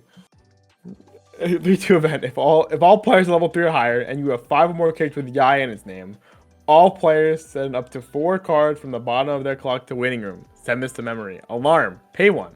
If this is on the top of your clock, at the start of your climax phase, you can pay the cost. If you do, choose one of your opponent's level 1 or higher characters. If you do, your opponent chooses a level X or lower character from their waiting room and swaps them. X equals to the level of the character chosen by you -1. So it is a level down alarm with the funny heal event if you're playing Yai Waifu. Yeah, your Yai finisher doesn't have a heal. So if you're playing Yai Waifu, this is like the only way to heal unless you're playing that garbage TD card. But in the end, why are you giving yourself to play Yai Waifu and this card's still bad regardless? What the sad thing is, yeah, all players level 3. Yeah, so sometimes you can't even play this. You go to 3 first, and you're like, fuck. Yeah, yeah, it's sent to 3-2, and you sit there, it's like, wait, I can't heal at all. We'll give us one probably. Okay. I'm not gonna fight you on it. All right, Red. 0-0 Yuna. If you have 5 or more hand, this gets 500 power and the following ability. When at the start of your opponent's attack phase, you may move this to an empty slot in the front row with the character across from it. And it has discard a fake character on play from hand, and you may draw one. This card's good. Yeah, so it's your standard 3/5 chaser, which is already a good card. And then now you add a draw drop, or you add a ditch draw on top of that. Really good in standby, also pretty damn good in every other deck too, just to be able to get a free filter or a dig for CX. Like, what is this card? It's pretty much tossing draw. It's fucking crazy. It is probably one of the best costless plusers in Schwarz. Bold claim. I'm not gonna free you on that. I'm not trying to think about what's I'm the best too lazy to think what's better, but it's up there. We still give it 4. It's nothing like revolutionary. The revolutionary. It's just a solid plussing 0, a very good plussing 0. Yana, if you have 2 or more other fake characters, this gets 1500 power and hand encore. So it is a 7k hand encore. It's kind of like a version of Eris. Climax combo, when this battle opponent is reversed, if you have the standby climax in your climax area, perform the following effect twice. Reveal top card of your deck. If it is a fake character or an event, add it to hand. So on reverse, double plussing standby thingy. Oh, it doesn't know the card. It's the good top check ad. Yeah, so it helps you dig towards your CX trigger. Although it does make if your first card revealed is a standby, it's pretty smooch. But if it's like a second, it's not bad. If you get to the +1 and you hit the standby. True. Do you know, even though 7k doesn't seem like crazy big, you do have an assist that gives it a 1/5 that you can standby out. There's a 2/2 assist that gives it 1/5. That also has a brainstorm, which we'll see shortly. Dude, I get to see Uryu on a card. That's crazy. Oh shit! Yeah, MC's on the card. Yeah, so in that context, being able to easily make this an 8/5 hand encore that can just +2, it's not bad. We'll give it a solid 4. Probably one of the best part of 8 standby. Also, Black Panther. Yeah, Black Panther is a pretty good level 0. That's one of my favorites. But I also like Never Cease Print. Mikumo, I don't think Mikumo is that good. I'm not a big fan. I would not say Mikumo is one of the best. She's fine. She's fine. But all right, 3/2 Yuna memory. If you have 2 or more matchmaking braid in your memory, this gets 1500 power, so it's an 11k. On play, you may put the bottom card of your clock into the waiting room. Memory, pay 1 when this attacks. If you have the standby climax in your climax area and you have 2 or more matchmaking braid in your memory, you may pay the cost field, deal 2 damage to your opponent. That is a snoozer finisher, but it is fine. It is a fine finisher. It's kind of just like on the same tier as whatchamacallit. Ghislaine. I was gonna be more like the shiny mask one, just the 11k burn 2. Oh, Fuyu? Yeah. It's like, okay, yeah. it's a standard. It's nice I guess target. it calls it a Fuyu. The difference is you pay 1 burn instead of a ditch 1 burn, which could be better most cases, because standby doesn't really care for their stock too much. Yeah, but it's also awkward because you're like spending stock for events most of the time, so like you're always thinking a little bit more about your stock. I think the biggest downside is that it's harder to get events with the 8 standby deck because you don't want to be playing them aggressively. You don't want to be holding them, and you don't want to be playing them aggressively just because you need the stock to play your level 1 combo. That's just was the 1/1 event the red braids? Was that a check? Was it check 3 at anything, or the check 3 at a character? Okay, I mean maybe you actually do play that one in the red deck, unironically. Yeah, maybe just as like late game, you can just dig for CXs. Help you find standby. You know. It's also more deck speed, I guess. It is still your finisher choice for 8 standby, the only 8 standby finisher, so we'll give it a 4. Yeah, well, there's only like, is there even a 3rd standby combo? No. It has 2 door combos and 2 standby combos. Fantastic. All right, 0/0 Yuna. On play, ditch 1, look at the top card of your deck. If it's a level, salvage level X or lower, it could use a revealed level. It's Rico. Yep. We love giving Rico's 4 here. But I love unironically, Rico. out of all my for every deck list I've created for Amagami so far, I have not considered putting a Rico in any of them. Tragic. There's actually just so many good filters already and discards in this set. 0-0 Yuna. Pay 1 discard on when this played on stage from hand. You may pay the cost to research your deck for up to 1 fake character. Show it to your opponent, add it to hand. Shuffle your deck afterwards. Memory. When it's played on stage from hand, if you have the matchmaking braid in your memory, look at the top 2 cards of your deck. Choose it to 1 card from among them, add it to hand, send the rest to waiting room, then discard 1. Oh, this card's so much better than the fucking green one. Wow. One. The green one is it's like the if you have the CX on attack, look at top 2, add 1, ditch 1. Oh, and you had the reverse for that one too, yeah. Yeah, this is the I was gonna say, damn, we've come so far from like the on play level 0 that'll like look at top 2, add 1, ditch 1, ditch 1. I love that. I love this effect. That's like one of my favorite effects actually. At 0. Yeah. You still play the one in And there's also a drop Oshinoko? search. No, but I still played in Gochi. I haven't played Oshinoko. I don't own set 2 in Japanese. Oh. So, yeah. Yeah. Oh, it's a good card. We'll give it a 3. So, If I mean, it's it's a like, drop search. yeah, it's too. drop search. It's like, So you just put one in. The costless dig it as well as a drop search. Double filter was good. I gotta do it to you. He's there Oh. with his name. Odia. Kevin? Question mark? Oh, my bad. Anyhow, on play, optional mill 3. Bounce this to hand. When the climax plays in the climax area, you pay the cost. If you do, look at the top 2 cards of your deck, put them back on top of your deck in any order, then choose one of your characters to give 1k power. Good card. Yeah, it's a fine card. It's a bounce back support. We give it a 2. Helps you not trigger a CX in your first swing. Unless there are 2 CXs you see in the top 2. Then I better hope you have a Brainstormer. If you have the matchmaking braid in your memory, this gets 3k power, so it's 65. Pay 1 at the start of your opponent's attack phase. You can pay the cost if you do choose one of your other front row center slot fate characters, and this card stand them, swap them this turn. This gets 50 power. Yeah, so 6/5. If you do the board swap, it becomes 8k on defense. However, it doesn't have the flexibility where you can board swap with any lane. You have to board swap with the center. Yeah, lane. they don't want you to no more Kanatas. Yeah. Around If it's these board cards. swap with any lane, dude, this card will be instantly like super OP. But because of how restricted it is, it's probably just getting a 2 at best.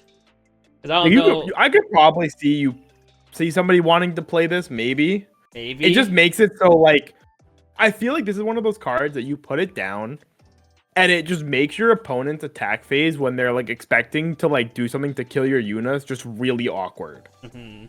Right? Like I don't know, it seems fine for like just how inconvenient it can make things. But at the same time, Yunas have hand on course, so maybe not. I don't know. Yeah, It's Yuna has potential. hand I on think court, it's like as long as your opponent's overextending to answer you don't really care too much because you just this can be like a pay 1+2 though, which is kind of sick. it can be. Well, usually you I guess this becomes with the 1/5 assist. 'Cause if they- I guess it becomes bigger. Because if you put this down, your board is now like 85, 85, 6, 5. And like there's a real world where they can't, like maybe they can't clear that, right? Or they're doing something. You swap this and the one of the units that they're trying to clear. The 1/1 unit survives. This card is now bigger than that unit was gonna be because this card gets an extra 15. So it's gonna be 8 plus the 15. So it'll be 9/5. And you just kind of like can fuck up all their math, right? I just feel like whenever I see Kanata, whenever I play with Kanata, even when I don't have a back row card, Kanata's constantly just fucking up people's math to try to do anything, and you're just like, or like the Grisaya one even, you're just like, and you're just like, it's just one of those cards. It's inconvenient. Alright, And it's a cost you card. convinced me. We'll give it a 3. It's worth testing. Board swap and the A standby is very strong. As we've seen Yeah, time it's just and time it's again. always strong. It's just that the downside. This is more restrictive compared to the. It also stops you from dodging your 2/2, right? You get an extra turn at 1. Your opponent's like, oh, I'll dodge your 2/2, and you're just like, no, I'm good, man. 1/0 Yuna. When it's played on stage from hand, if you have another fate character, this gets 4,000 power. So it'll be a 7/5. When it attacks, if you have another fate character, look at the top 2 cards of your deck, choose the 2 cards from among them, place them on the top of your deck in any order, send them to the waiting room. It's just another way to not trigger standby on first attack, which is fine. Yeah, it's I guess. okay, but probably not needed. We'll give it a 2. 2/2 Yuna, assist 1500 power, brainstorm, pay 1, rest this, flip top 4, send them to waiting room for each of your 6, among them salvage 1. This is a good card. This card's this crazy. is a crazy card. Like, a lot of people just play straight up 1500 assist just because it's 1500 assist. This also being a brainstorm means that you can cut down on your actual brainstorm. You can cut it down to like a 1 of. Yeah, well, it's actually like really good. Yeah, and this could be your main brainstormer. I'm gonna give this a 4. Yeah, this card's good. Card. 3/2 Yuna. If you have 2 or more other copies of this card in your waiting room, this gets -1 level. When it's played on stage from hand, choose a fake character in your waiting room, add it to hand. Climax combo, women's attacks. If you have the door climax in the climax area, all of your characters are fate. Your opponent mills 18. This turn, this 2-gate power. This card's unplayable. Yeah, this card is pretty bad towards Cinderella in every way possible. It's so smooch. We'll give this a 1. 0/0 Yuna. Memory. When this is played on stage from hand, if you have the matchmaking braid in your memory, choose one of your other characters. This turn it gets 3k power, and then pay 1 sack, check 4, add level 1 or higher card. Card's okay. Thanks for your event. Unfortunately, you can whiff, but 3k power pump is pretty huge. But you're already playing a standby, so it's like, what do you need the power? Maybe. We'll give this a 2. I think this is the only pay 1 sack, check 4. Or check 4. When it's played on stage from hand, look at the top 3 cards of your deck, choose an event from among them, show it to your opponent, add it to hand, send the rest to waiting room. Then if you added a card, discard 1.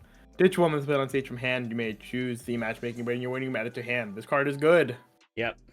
Ditch spawn to your event, can free mill and export this event. And there's also an offensive counter event that you can play in the set. They can also dig 4 too.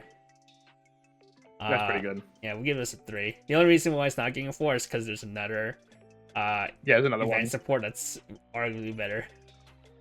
I think this is probably better for 8 standby. Maybe, right? Yeah. Because you said this is a defensive counter event. 1/0 Yuna. With put on stage from hand, if you have 2 or less memory, choose a matchmaking braid in your waiting room, send it to memory, and then it's a level 1 bomb. Yeah, another way for a standby to freely put the event in memory, because you still need to get 2 in memory for your finisher. You kind of want to spend too much stock to send them in memory. It's also just the effort of like, if I miss my if I don't see the card, it's miserable. Yeah. All right. Which is what the previous card though helps. Yeah, that helped. That helped as well. We'll give it a 2. 0 Yuna for each of your other fate characters. This gets 500 power. Climax combo and attacks. If you have the door 6 in your CX area and you have 3 or more other fate characters relevant, look at the top 5 cards of your deck. Choose up to 1 level 1 or higher card from among them. Show it to your opponent. Add it to hand. Send this to Waiting Rue. And this turn, this gets 1,000 power. Waiting Rue. Yeah, so this card, if you have full board, this card can swing for 8k. Combo wise, it's like okay. Just play Yai. Yeah, let's play Yai. We'll give it a 2. It's not a horrible combo, but it's not gonna be of choice. It's probably gonna be the 3rd. These chibi cards are cute. I was definitely thinking the same thing as I've been looking at them. Like I'm like, damn, these chibis are really fucking cute. Memory. If you have 2 or more other matchmaking braid in your memory, all of your other fake characters get 1500 power. Good. When this plays on stage from hand, from the following effect twice. Oh, it's fucking IMA. You may choose one of your opponent's level 1 or higher characters. You may level down twice. Rest this. Look at the top 2. Put them in any order. Okay, so it's like IMA with an extra effect. Yeah, okay. It's IMA, but you can't EP it, but you have an extra effect. It's okay. I think It's actually kind of worse. You might play one of this, but it's like you never want to not have your brainstormer on the board. Your 1500 assist brainstormer.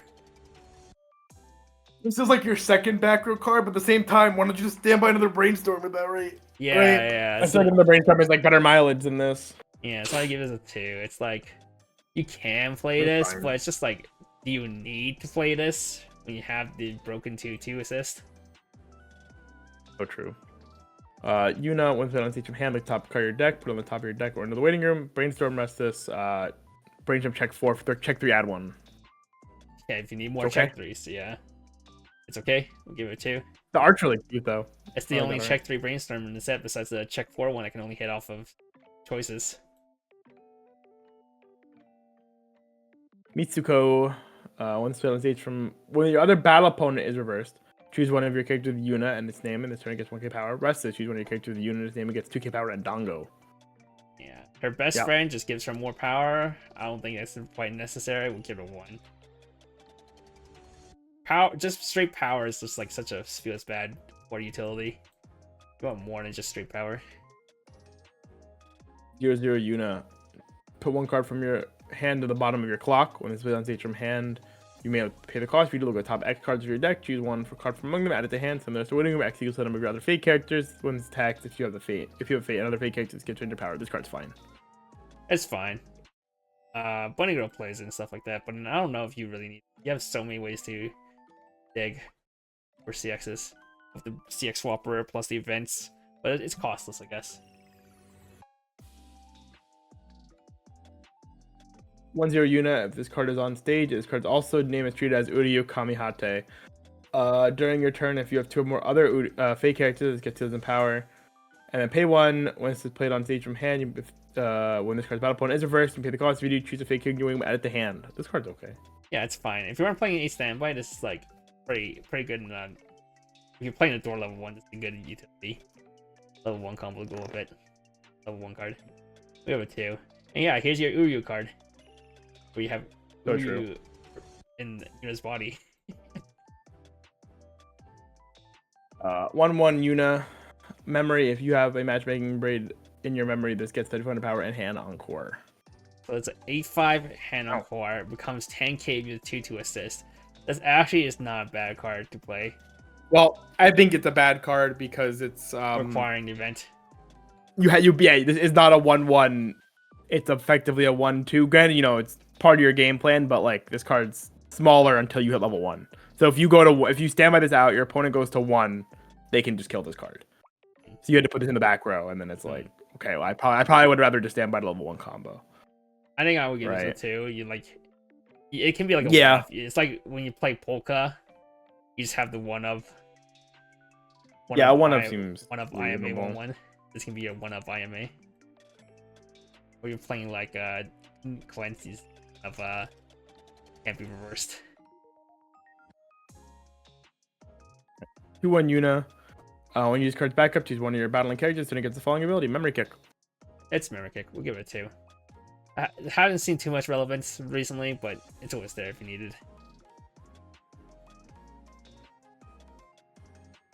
2/1 Yuna. Memory. When you have 2 or more matchmaking braid event in your memory, this gets the following 2 abilities. During your turn, this gets 5000 power, so it'll be 12k. Hand encore. And then when this card's battle opponent is reversed, you may send that character to memory.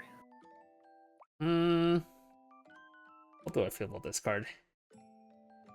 Oh yeah, I forgot to mention, the only 2/2 is a TD card. The 2/2 actual beat stick. That's not the assist. It's just your standard 10k hand encore. This card though, it's okay. Probably just 2. And it's kind of like a pseudo one of those 2/2s that has also 5k on turn plus hand encore. The only problem is you need 2 events in memory, so if you stand by us at level 2 or level 1, you can probably like never get the actual effects off. You don't want to be spending that much events. Yeah, agreed. 3/2 Yuna. When put on stage from hand, look at the top X card of your deck. Choose 1 card from among them, add it to hand. X equals the number of your fate characters. Ditch 2 on attack, burn 1. That card's okay. Yeah, it's okay. Check X plus a burn 1. A 2. 2/2 event. Send one of your characters on stage to waiting room. If you have 6 or less hand and you have 5 or more characters with Yuna in its name, you pay the cost. If you do, choose up to 1 card with one character with Yuna in its name in your waiting room, add it to hand, then choose one of your characters with Yuna in its name in your hand, place it on stage in any slot. Interesting. And it's shift. So it So it just lets you sacks EP. 1, exchanges it, right? Yeah. Yeah. So the -1, you basically just EP out your finisher. There hasn't been too many good cards to summon otherwise. That's so strange. Alright. And you have to play more. If you're like standbys, you don't. If you're playing like standbys, you don't need to EP either. Yeah, I don't know. We'll give it 2, maybe somewhere, some world.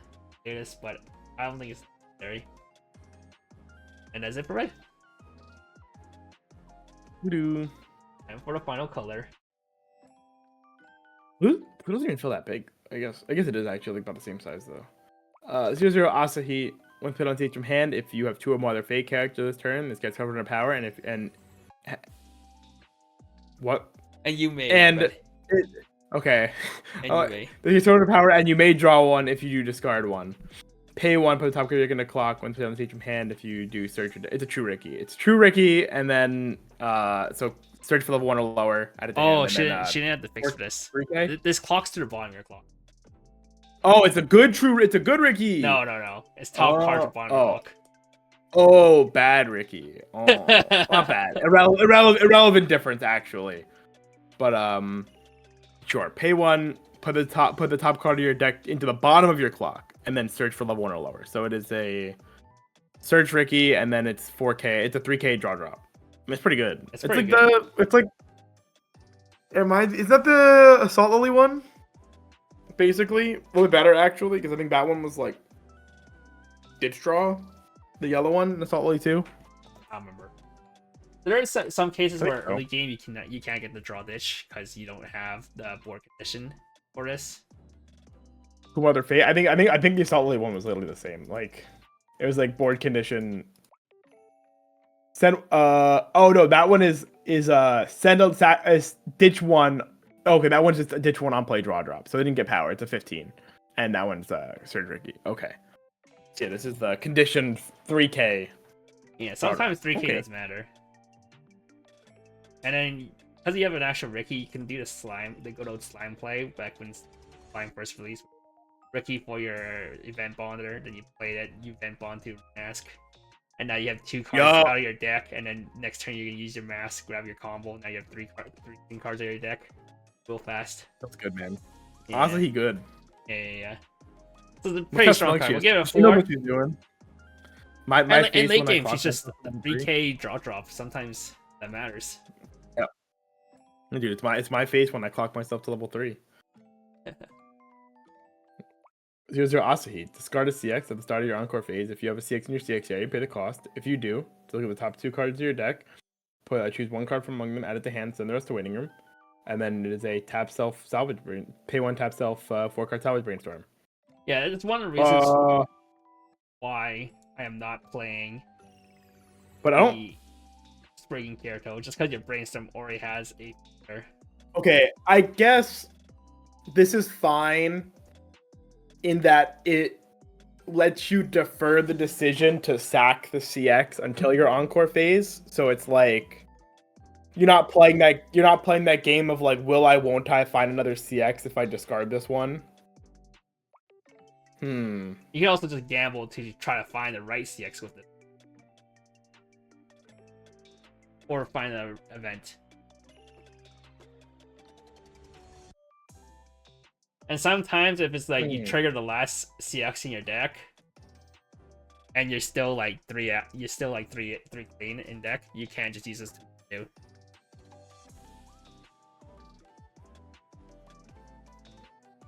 Yeah, this is good. I think this is good.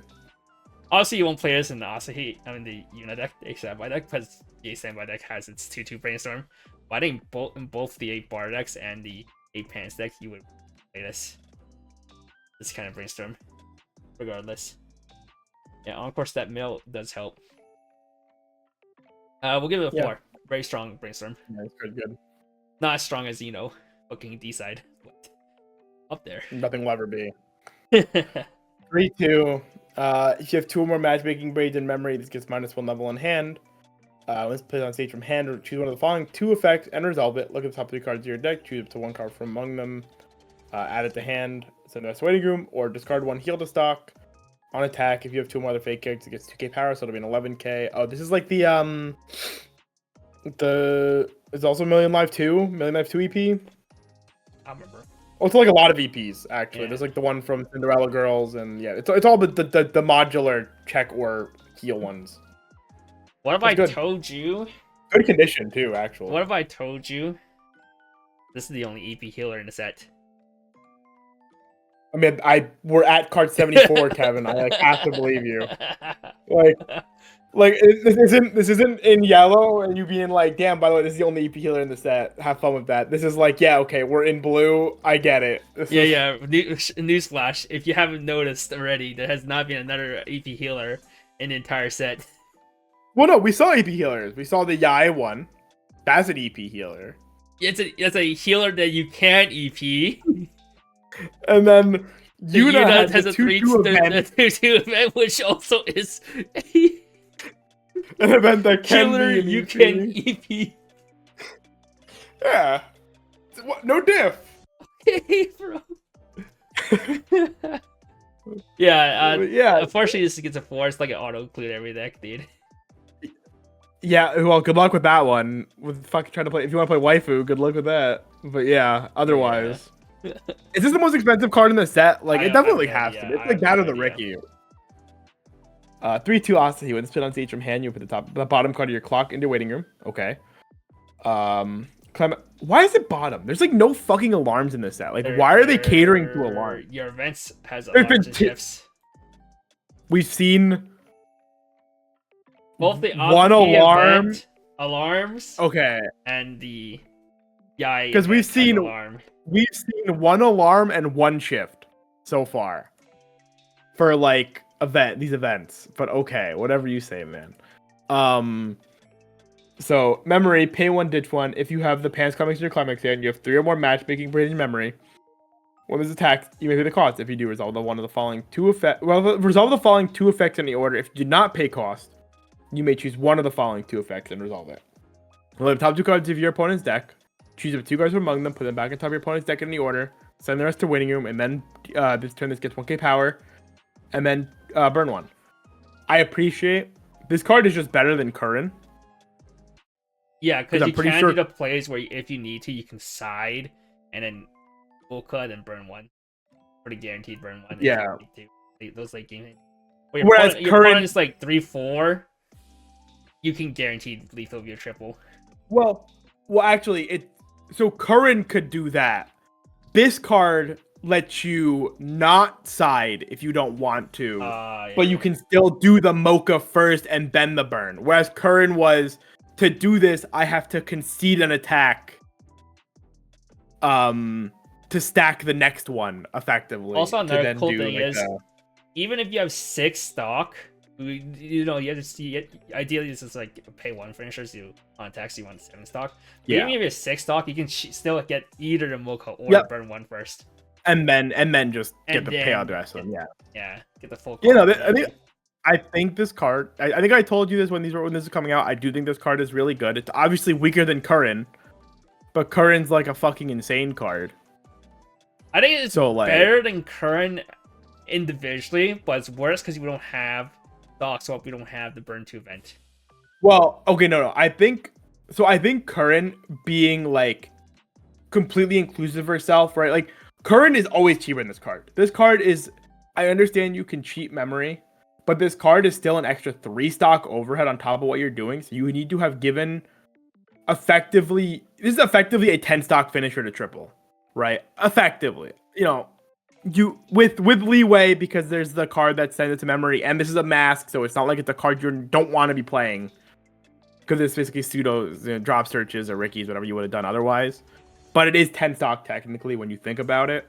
Curran is 6 stock. And she just ditch, and she check ads for her CX. This card can't find you your CX. You have to just have it.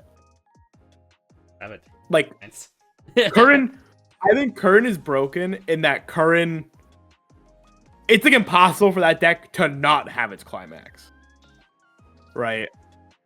So this has a fail. I do think this card is really good, though. Like, I think this card is, like, very, very strong for what it is. Also because, I think Curran is strong, so it'd be really stupid of me to say, what is Curran in? It's the Uma Musume bar finisher. It's literally the same thing where you got burn 1 Mocha, except you can't choose. Yeah, it's on play check top X ad, then on attack, ditch 1, if this card has a marker underneath it, which is like the Umusume gimmick with inheritance, where you play cards that have a trait, and when you play a character, you can put them underneath. So it's effectively a pseudo ditch 2. If it has a mark underneath it on attack, do burn 1 Mocha. Very strong card. It's the meta finisher for Umusume like right now. It was the meta finisher in set 1. Then post ban, it's the finisher. I think most people are playing again. Some people are playing the finisher again. I think some people are still playing Door, but like I still think Kurt is the one I've seen the most up to this point. But it's the easiest one to play. But yeah, this finisher is good. Like this finisher, I've seen results before, so I think it's like good now. Also, no, the most expensive card is the Ricky, which makes sense. Yeah. Wait, is that the Ricky? It is the Ricky. That is the Ricky. Yeah, that's the Ricky. Yeah. The Smuggers. Won't give this 5. Nah, probably give it 4. It's a good finisher, but it's nothing. It's not level of like Ram or. Yeah, like right now, our skewing of finishers is like you have to kind of scale it on what's relevant right now, right? That's like one of the only things I hate about these set reviews is we can call a finisher a 5, but giving a finisher a 5 is always like I feel like it's hard to look in a vacuum when we contextually know what the 5s in our meta is right now, right? So it's like that's unfortunate because I don't think this set will get a 5, but this has a lot of 4s. Yeah, the set is good. It doesn't have anything. It doesn't have a standout card. It just has a ton of fucking really good cards that probably make a very real deck. Like this one's also gonna be a 4. Yeah, this card good. 0-0 Asahi. Discard 1. When this card is sent from stage to winning room, you may pay the cost for you to look at the top 4 cards of your deck, choose level 1 or higher card from among them, add it to your opponent, add it to hand, send the rest to waiting room. And in memory, if you want this placed on stage from hand, if you have matchmaking brain in your memory, this turn gets 400 power. This is the wrong card. Oh, it's the wrong card. Copy paste wrong one. Yeah, that's an uncommon. But anyhow, what's the right one? She had the. It's this one. Hang on, I got you. I have it open. Okay, she had the wrong art. She had the wrong art. Yeah, no, wrong art. Hang on. Where's this chat? Here you go. Understandable. Actually, looking at it, like I'm not gonna hold her. Like honestly, I'm not gonna hold her. You can't see it, but the stream people will. But here's the art. Imagine this is the art, right here. Yeah, it's cute art. Yeah, like it's basically the same card, deadass. But Miko outfit, chibi, waving a fan versus her hand. Yeah, but like. It's a 1/5 Fuka at level 0, which is okay. Not the best. But then once you hit level 1 and you have the event, it becomes a 6k relevant attacker afterwards. So this means you have more relevant attackers at level 1 that aren't just gonna have to crash in all the time. It is both. It makes Fuka a lot better in some ways and a lot worse in others because if you ever want, it's not optional, right? Optional game power? No. So like, yeah, the only annoying part is when you want to crash this during your opponent's turn, you might not be able to. But I think the upside of being able to I agree. Aggressively play this as a front row attacker late game instead of just like, all right, I just gotta crash in this level 0 Fuka. It's 2k. Yeah, I agree. I think this card being a real attacker is more relevant than it not being able to crash. Yeah, but this is gonna be a 4 for sure. I think every single one of my decks, I'm just considering playing 3 to 4 of this, just because in the end, it's a relevant level 1 attacker still. That's pretty sick. It's both a 0 and a 1. Yeah, that's crazy. Yeah.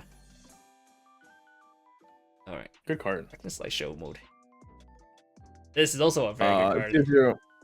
Yeah, 0-0 Aussie. This is one you were talking about before. When played on stage from hand, you may pay the cost. Research your deck for the 1/1 matchmaking braid. Show it to your opponent, add it to hand, shuffle your deck afterwards. When it's sent from stage to waiting room, if the 2 or less memory, choose a matchmaking braid in your waiting room, send it to memory. So you basically always end up mulliganing you can mulligan your events regardless. Yeah, and then you mulligan your event because you're gonna play this, right? Yeah. That's your goal. Yeah. So yeah, this is instantly a 4. This is like helps all your conditions with needing events in memory. I'll be honest. If there was a card I would give a 5, it would probably be this card. Okay, let's give it a 5 then. Fuck it. If there was a single card, because you probably have to play this in every single deck, right? Like I did put this in every single one of my deck. This card is just crazy good. Like, Digs for no your way event. you don't. Grabs your event. Send your event to memory for free. You can Ricky for it. Like this card does you do everything. slime play. You fucking, as I said before, you slime Ricky. Search this. Play this. Search your event. Use the and next turn use event, and now you're fucking free clean. The only thing this card, slime. like literally the only thing this card doesn't do, is attack with real power. That's it. Yeah. Which is like whatever. That's irrelevant. Yeah. It's level 0. Who cares? Yeah, you will probably in the pants deck you will probably always just Ricky for this card, excepting that you're like assuming you have the turn to do so, right? You would probably always just Ricky for this card and then search level 1 combo on the next turn with your event anyway, and then you have basically your whole condition set up. You play the card a single more time and your condition is done. You only have to resolve 1 mask. Yeah, there's a few cards people say that are custom cards that just makes a it's a whole gimmick function. This is it for this deck. Yeah, this is the card that would make me be inclined to say that the Asahi is better than the Curran because it makes the condition brain dead to have. It's just, this is a second card, so it's like kind of not fair in its own way. But yeah, this card's fantastic. At first I was like, damn, the Unibonder is like really fucking good. But then they announced this card the day after. It's like, wait, the Unicard's useless now. I mean, it's not bad. Well, the Unibonder is actually the second most expensive card in the set. Wait, the Event Bonder? Oh no, sorry, the Chasers. The Chasers. The Chaser, Chasers is fucking not the Bonder. Yeah. But yeah, the Bonder was it's Ricky, Chaser, Clean Cut, Brainstorm. I saw the Bonder, I was like, damn, why the fuck is Una getting all the good cards? And I saw this card's like, wait, Aussie's getting all the good cards. Yeah. Yeah, this card's so good. Alrighty, next card. If all your characters are Fate, this gets 1500 power and the following ability. When this card's battle opponent is reversed, choose a Fate character you're waiting room, add it to hand, then discard one. It's like the part people don't care about from it's the least important part of Black Panther. Yeah. But it's a fine card. People play this before. Only play this in Spy. Only play it if you want to play mono Asahi, but there's just better zeros to round out your deck with. Well, this is your plussing 0, right? If you play mono Asahi, this is probably a plussing 0. But if you're not playing mono Asahi, just fucking play the Unit Runner or the of course, Clean Cut. Yeah, Clean Cut.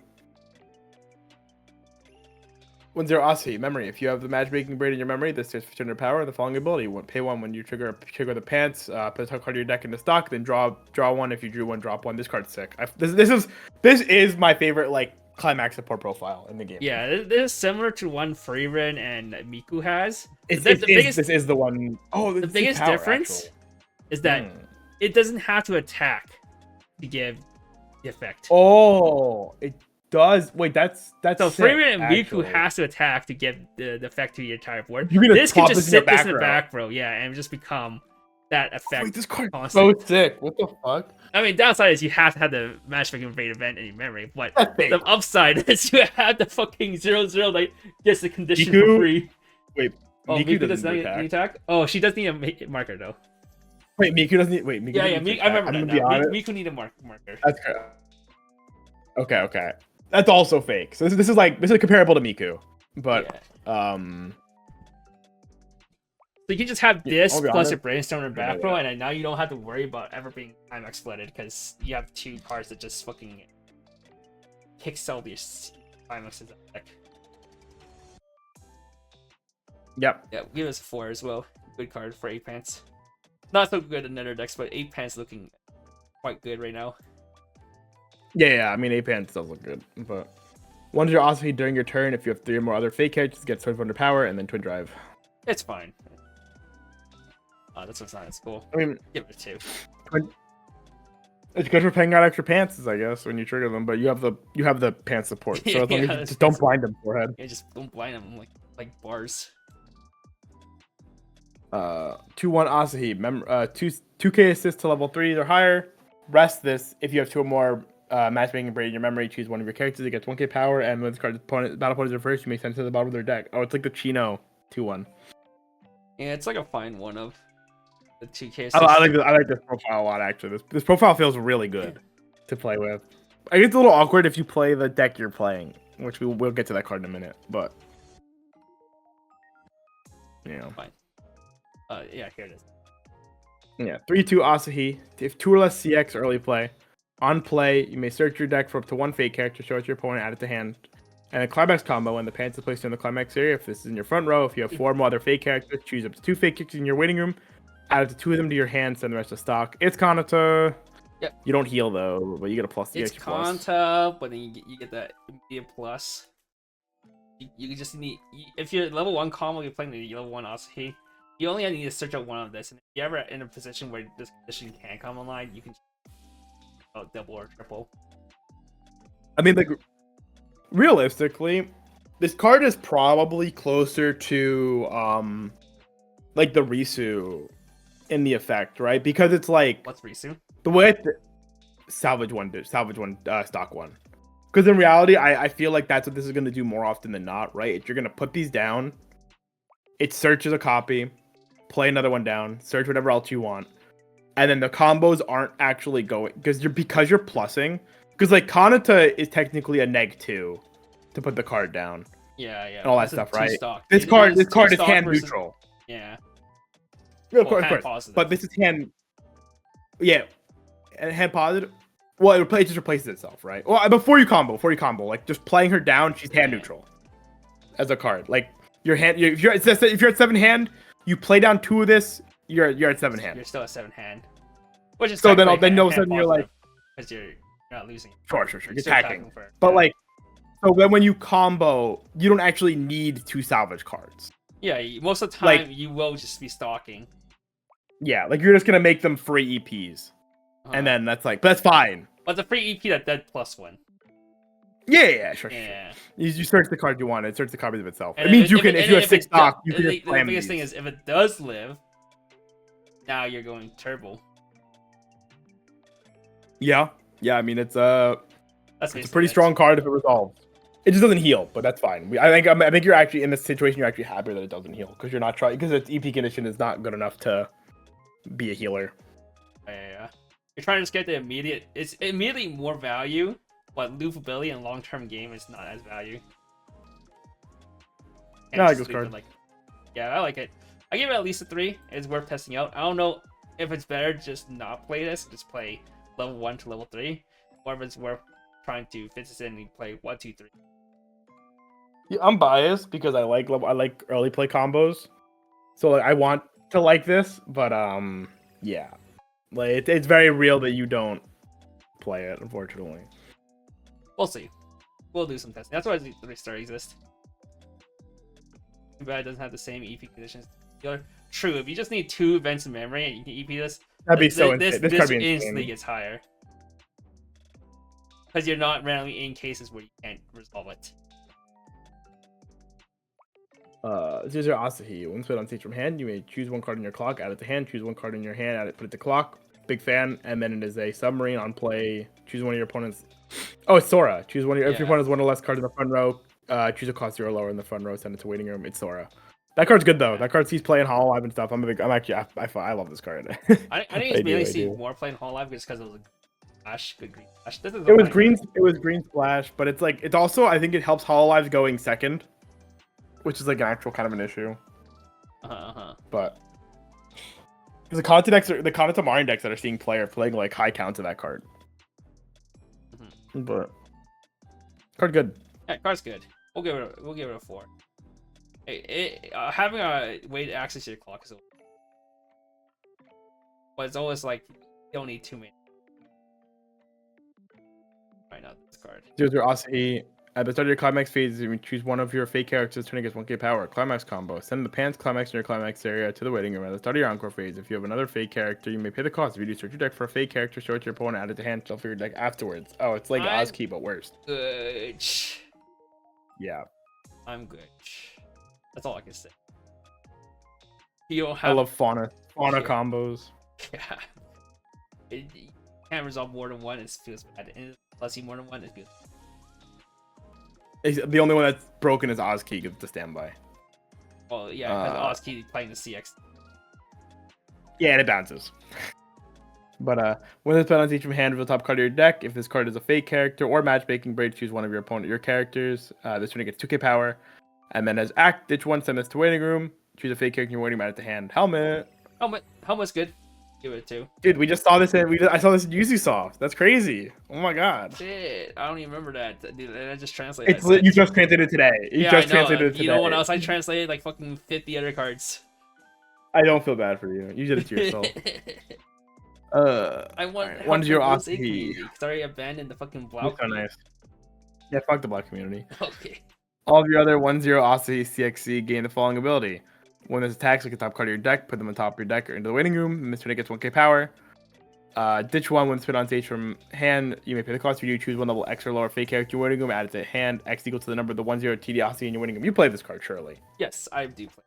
There's no way. There's like no way. It's like the Kirito one for Tau Alice 2.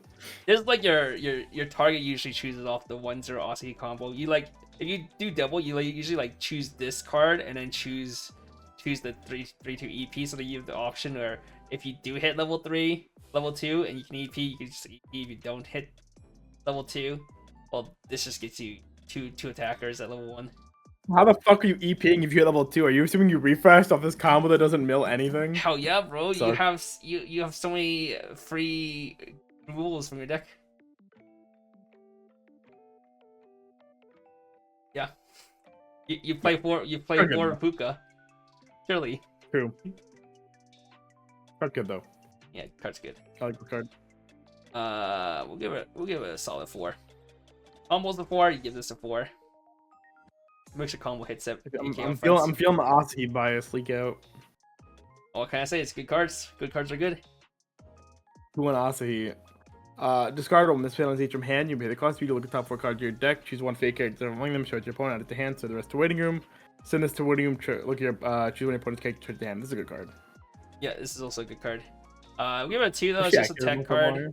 But we talked about this when we saw the Yai bouncer. This one has the advantage where if he does a good in standby, or you can use it bodyguard earlier in the game. Also has a cantrip. You know, this is kind of fucked up. I didn't think about it. They gave yellow no double R's, but they decided to give Asahi 4 double R's to the other 2 getting 3. That's fucked up. They literally could have given Shiraki 1 double R. They didn't even give Shiraki That's a bone. So fucked up. There's no 4. It could have been. It also could have just been an Uryu. It could have just been put Uryu in yellow and give him a fucking double R. Oh, putting a mail card in my waifu game? That's disgusting. Yeah.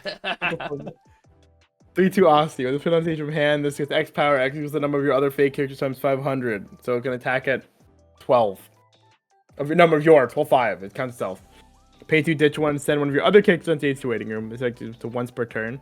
During this turn, this is placed on stage from hand. At the end of this card's attack, you may, if you have 4 other fake characters, you may hit the cost of you to stand this. Sure. Big restander.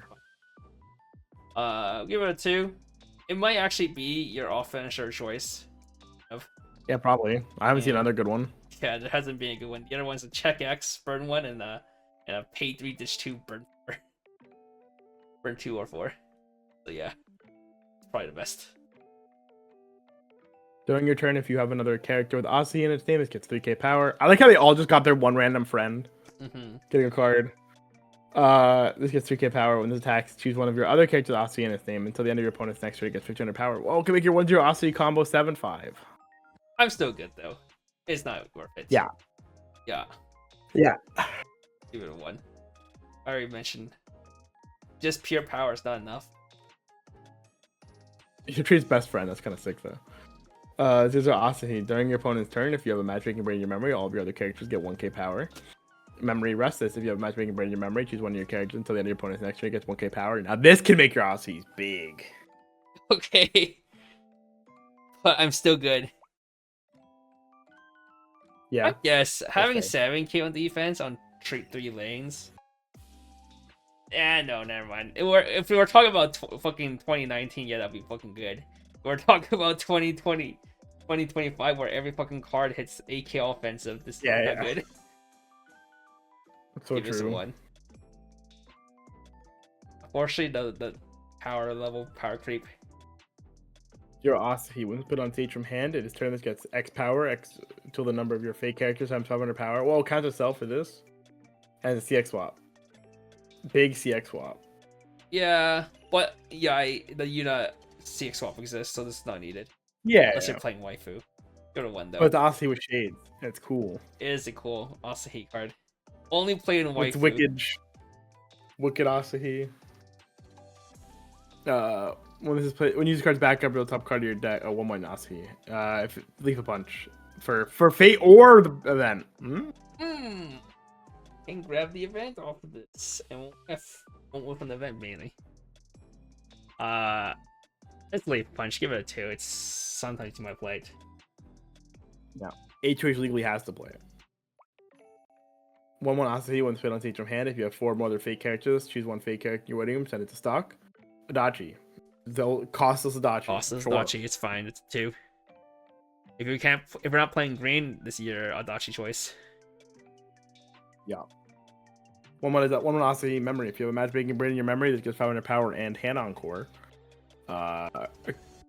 Character hand on core, whatever. When it's taxed, if you have a CX in your CX area, be the top card of your deck. If it is a level 1 or higher, send it to stock. I don't think you need this. I am good. Give it a 1. But it's a 1/1. That's like so weird. I was like, oh, Yeah. I'm like, wait, no. If it was a 1/0, this would be fucking good. What if it's a 1/1? Yeah, I was like, I'm like, oh, like, actually, a stalker with hand on core is pretty good. And then I'm like, oh wait, no. No. 2/1 anti Macross backup. Your opponent Milford. Oh, it's actually a worse version of the shiny colors one. It's you or your opponent Milford. Yeah, 3K. It's worse, but in the end, it's still pretty good. We have a 2. Yeah. Yeah, it's just the modular mill means you have more opportunities where this can be very, very good. You can also salvage this to protect your EP combo if you care. A la Kanata style. It's a good card. Search it too. 1/0 event. If you have 5 or more characters with Aussie in its name, choose 1 fate character in your clock. Add it to hand. Send this to clock. Then choose 1 of your characters. This turn it gets 2k power. Alarm. Pay 1, discard 1.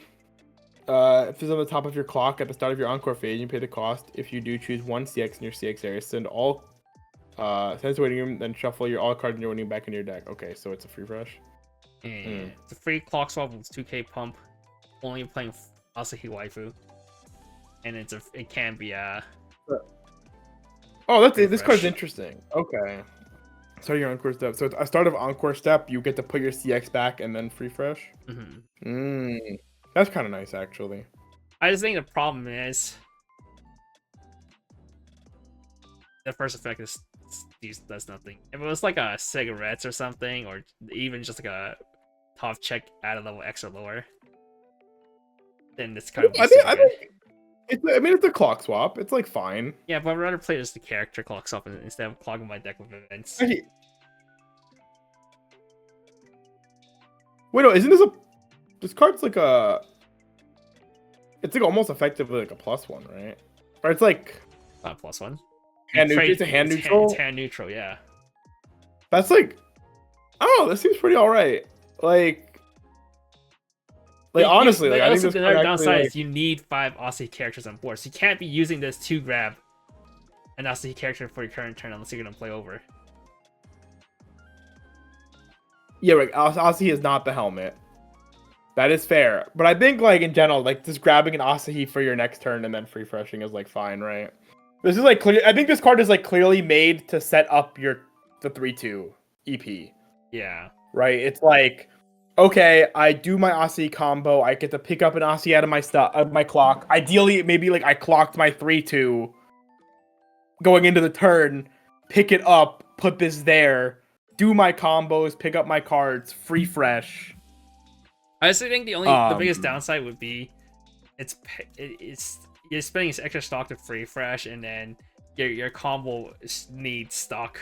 The EP combo needs stock. Well, if you can hit 5 stock going into the turn where you're expecting to do this because you're going to hit level 2, it doesn't matter. and then the double Asahi pays for itself, so it doesn't matter, right? You do double Asahi, you end turn at 7 stock, assuming you don't need to salvage anything, which you probably don't. I don't know. I think this card seems all right. It clearly plays, I think, very well into the game plan that Asahi is trying to do.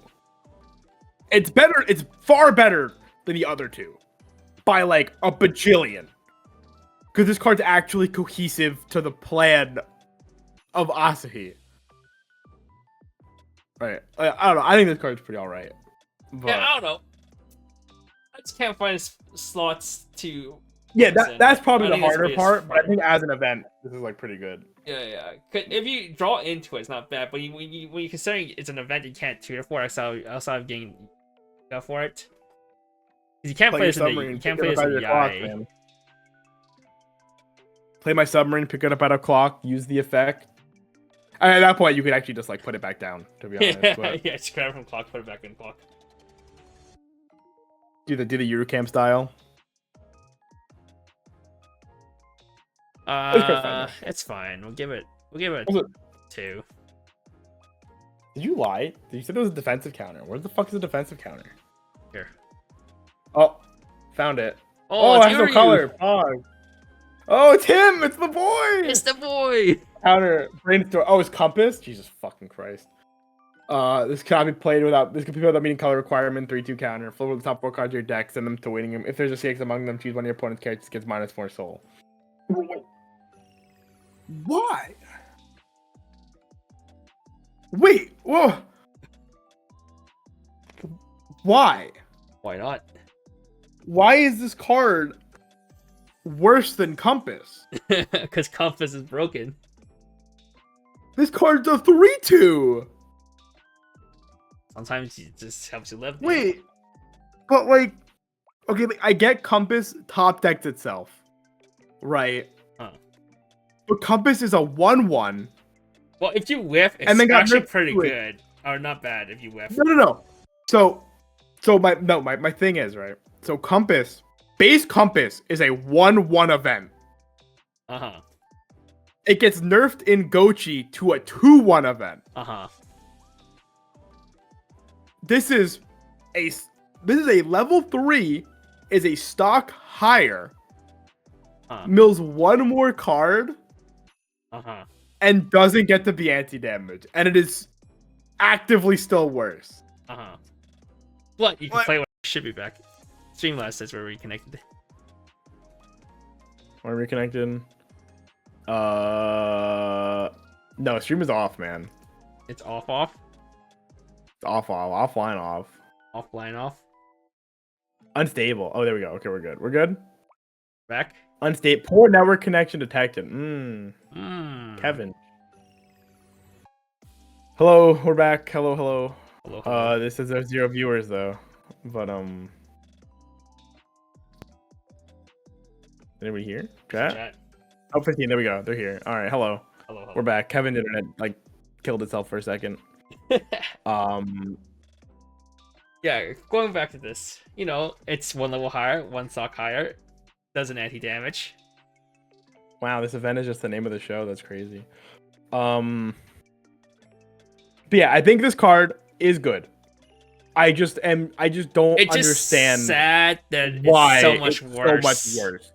But it's still a fine. Compass is broken though, mind you. Compass is like probably one of the most broken events in Weiss Schwarz. Like actually, like OG Compass is even the blue one with all the conditions it has are like fucking insane events.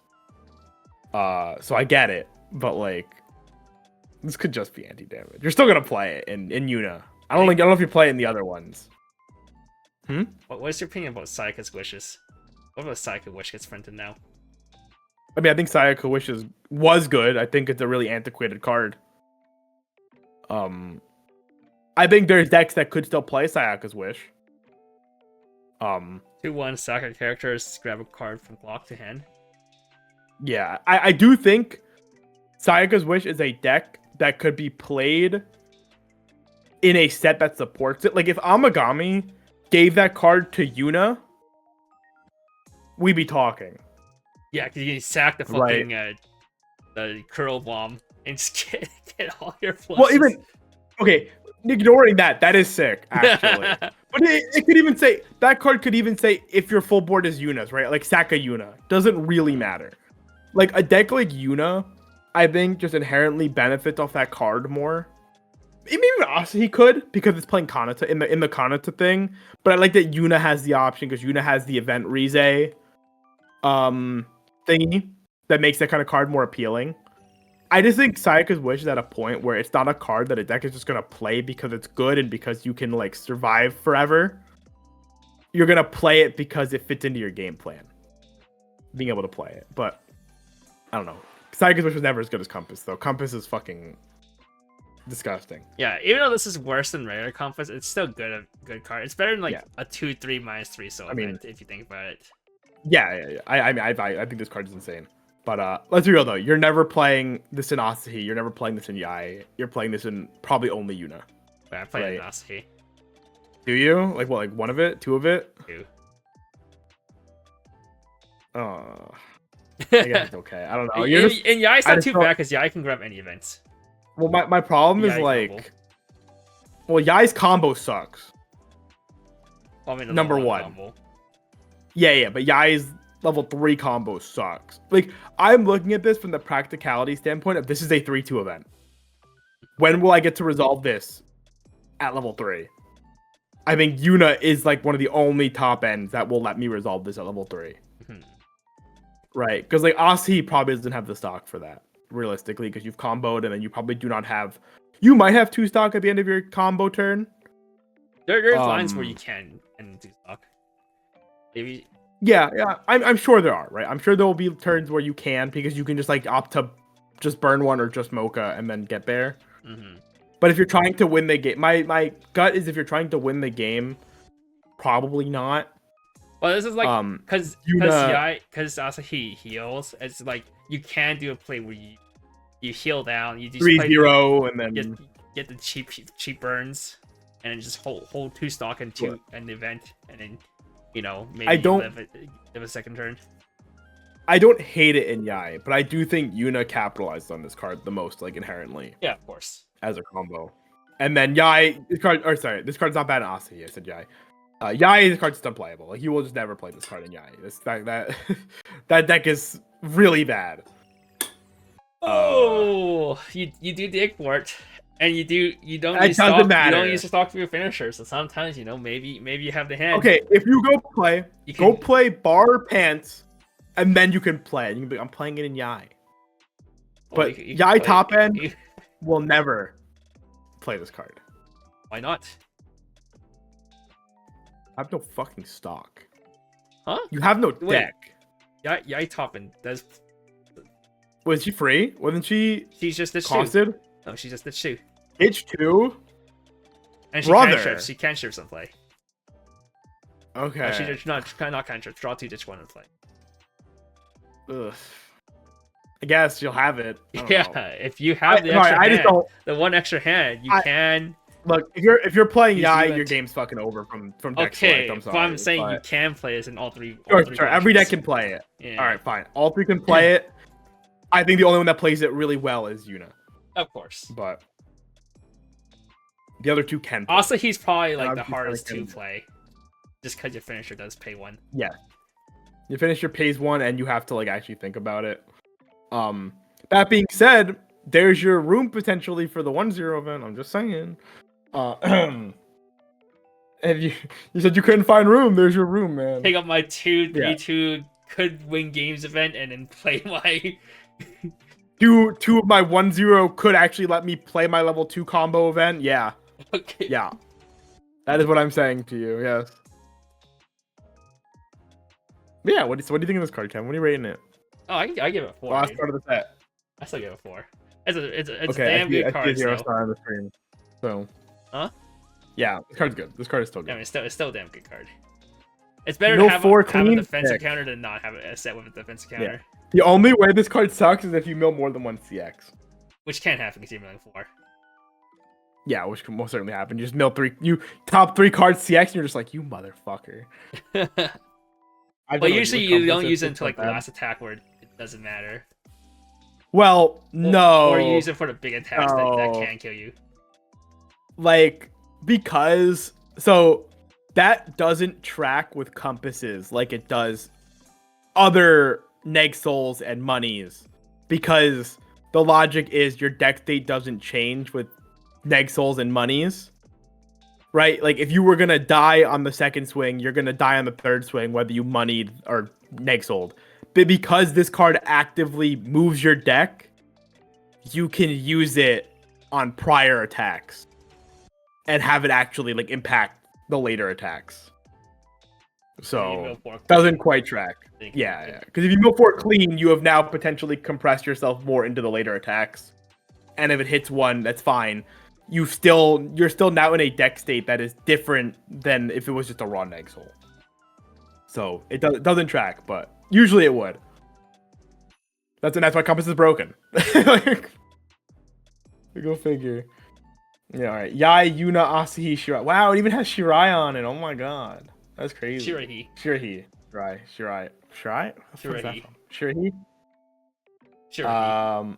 What was I watching that had a Shirai? I don't fucking know. I don't know. Whatever. All of your opponent's characters have pay 2 encore. When this is placed on stage from hand, mill 2. If there's a CX among them, choose a fake character waiting potential to stock. Wow. Or worst 4-card brainstorm. You can also just use it if you're three out and just use it and you get the 3 cards that stays out. If you have like 4 clean cards in the deck, use Compass. And it's so fucking good. I know what it was. I was reading Railgun cards today. What the fuck were you reading? And because my friend was asking about Railgun. Who the fuck's asking about Railgun in 2025? It topped at one event. People were asking about it. It topped? Where did it top? I saw a topping picture in Discord and they said it topped. And they're like, what the fuck does Railgun like do? Is it one of fucking and California? Worth buying? Fucking one of California locals topped? I don't know, man. Alf commented on it in comp like a few days ago, or like on comp in card games a few days ago, and I was like, oh. Okay. And before the worst 4-card brainstorm in your life, yeah, this card sucks. This card sucks. Give it a 1. Nope. 2 RNG to do nothing. Yes, sir. Yai, Yuna, Asahi. When it's on stage from hand, and if you have another fake character, it gets 2k powers to 4k. When it's battle opponent is reversed, you have another fake character with the top card of your deck. If it's level 2 or higher, add it to hand. I'm good, bro. Know that the card without Shirahi is still better than the card with Shirahi. But yeah, this card's still not good. Yeah, I'm so good. It's cute though. It's cute. Does the power have like a silver foiling on it? Kind of looks like a picture. Maybe. Alright, that's it for Amagami Sister. Hi, Mr. Kevin. What would you rate Amagami out of 5? We'll give it a 3.5 out of 4. It's like has some really good utility cards, but doesn't have anything outstanding going for it that makes it above anything else. And that's Compass. It does have Compass, but I don't think that's enough to be above anything else in the game. Yeah. Your finishes are all like good but not great. Your level 1 combos are all good but not great.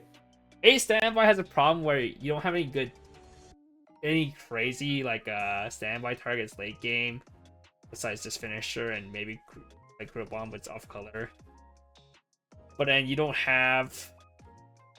You're just playing a standard 1k1 deck. But I think just because of utility cards just bumps you above like so good tier of like Fairy Tail and yeah, like actually I think Fairy Tail is like actually okay. It was just so boring. Fairy Tail is very okay. It's clearly okay. Yeah, people are playing it and it's like doing well. What Fairy Tail ended up being is the good cards makes a good deck, but the set as a whole, every card that's not part of this deck. Yeah, it's like Grisaya, right? It's literally like Grisaya, where it's like there's that one of the most boring set reviews we did. Yeah, Fairy Tail's a pile of like 15 good cards and then like ass. What even is the deck? Is it pants? Or is it door? Bar door. Bar door. Okay, that's what I thought it was. Yeah. As much as I wish Gray was good. Yeah, so I think it is really nice to see with a set like this, and I don't think you actually see it that often in Modern Weiss anymore, where like um the set is really cohesive within itself, which I like. I really, really like that, and I really, really value that as like a set. Like if you wanted to build it and like actually have fun like playing with it. Although this set is kind of cringe and that it really feels like it's pushing the waifu angle, kind of like Quince was doing. Nothing is actually name locked aside from like key cards, which is fine. Events Yeah, and the best friends are name locked. yeah. Everything else is still free. It feels like it's railroading you into the waifu decks because the waifu decks have like the most synergistic cards with each other, but it's really not. Yeah, yeah. You can And still like fully mix everything. and like the event shit is all solved. It looks really cringe every time you look at it, and then you see the one Asahi card, and you're like, oh, never mind. This is actually irrelevant. Yeah. You have it all the time for all the finishers. It doesn't matter. Granted, Asahi really does solve a lot of the pieces, but then even like the Yuna Chaser is like, you know, there's sets where you're like, oh, what's my plussing zero? All my plussing zeros are fucking mid. Well, you have the Yuna. The Yuna's just fucking great. The Yai is great. The Ricky is like a perfectly good Ricky. The brainstorm is you fine have for the 2x. you have 3 different brainstorms that are all good in their own way. The blue one obviously being better for the other 2 decks, and then the fucking 2/2 one is just broken for standby. That card's insane.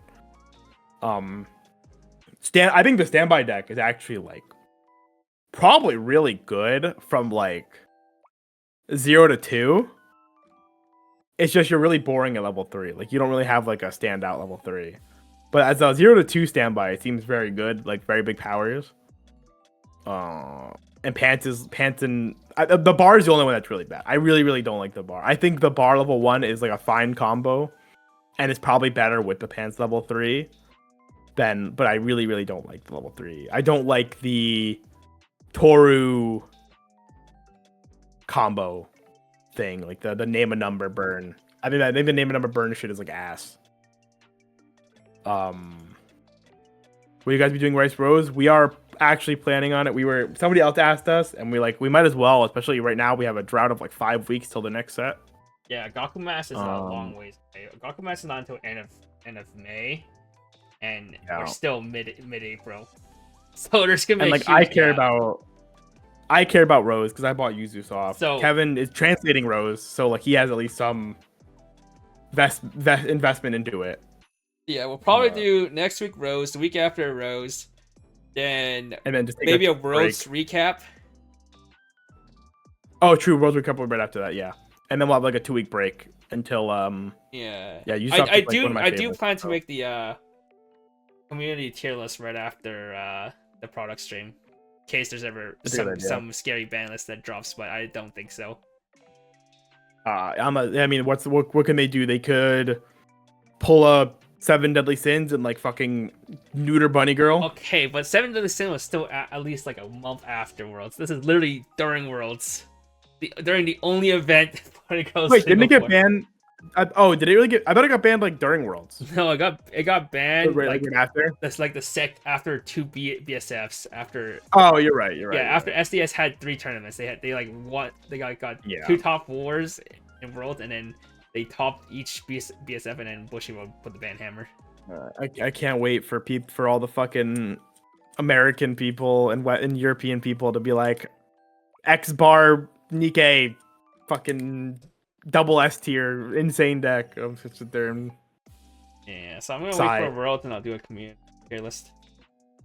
Yeah, so that makes sense. But yeah, we'll do Rose because Rose is cool. Rose has some pretty neat sets. I mean, I'm biased. I care about visual novels a lot. So like, this is like my Lychee and my Chaos, so that I've been playing those games. So now you can play with Weiss cards. I do. Yuzu will be here next week. It's Pog. Alcana coming. I'm buying Alcana. I love Alcana. The only thing I wanted more than Alcana is White Album 2. So I would need to not. Apparently, one of my friends like instantly DM'd our distributor guy, and just like the moment the news dropped, gave me a case of Alcana. Yeah, I probably need to DM my friend about that too. But I was gonna be like, haha, I'll buy my case from Gurapon, and now there's a tariff, so now it's like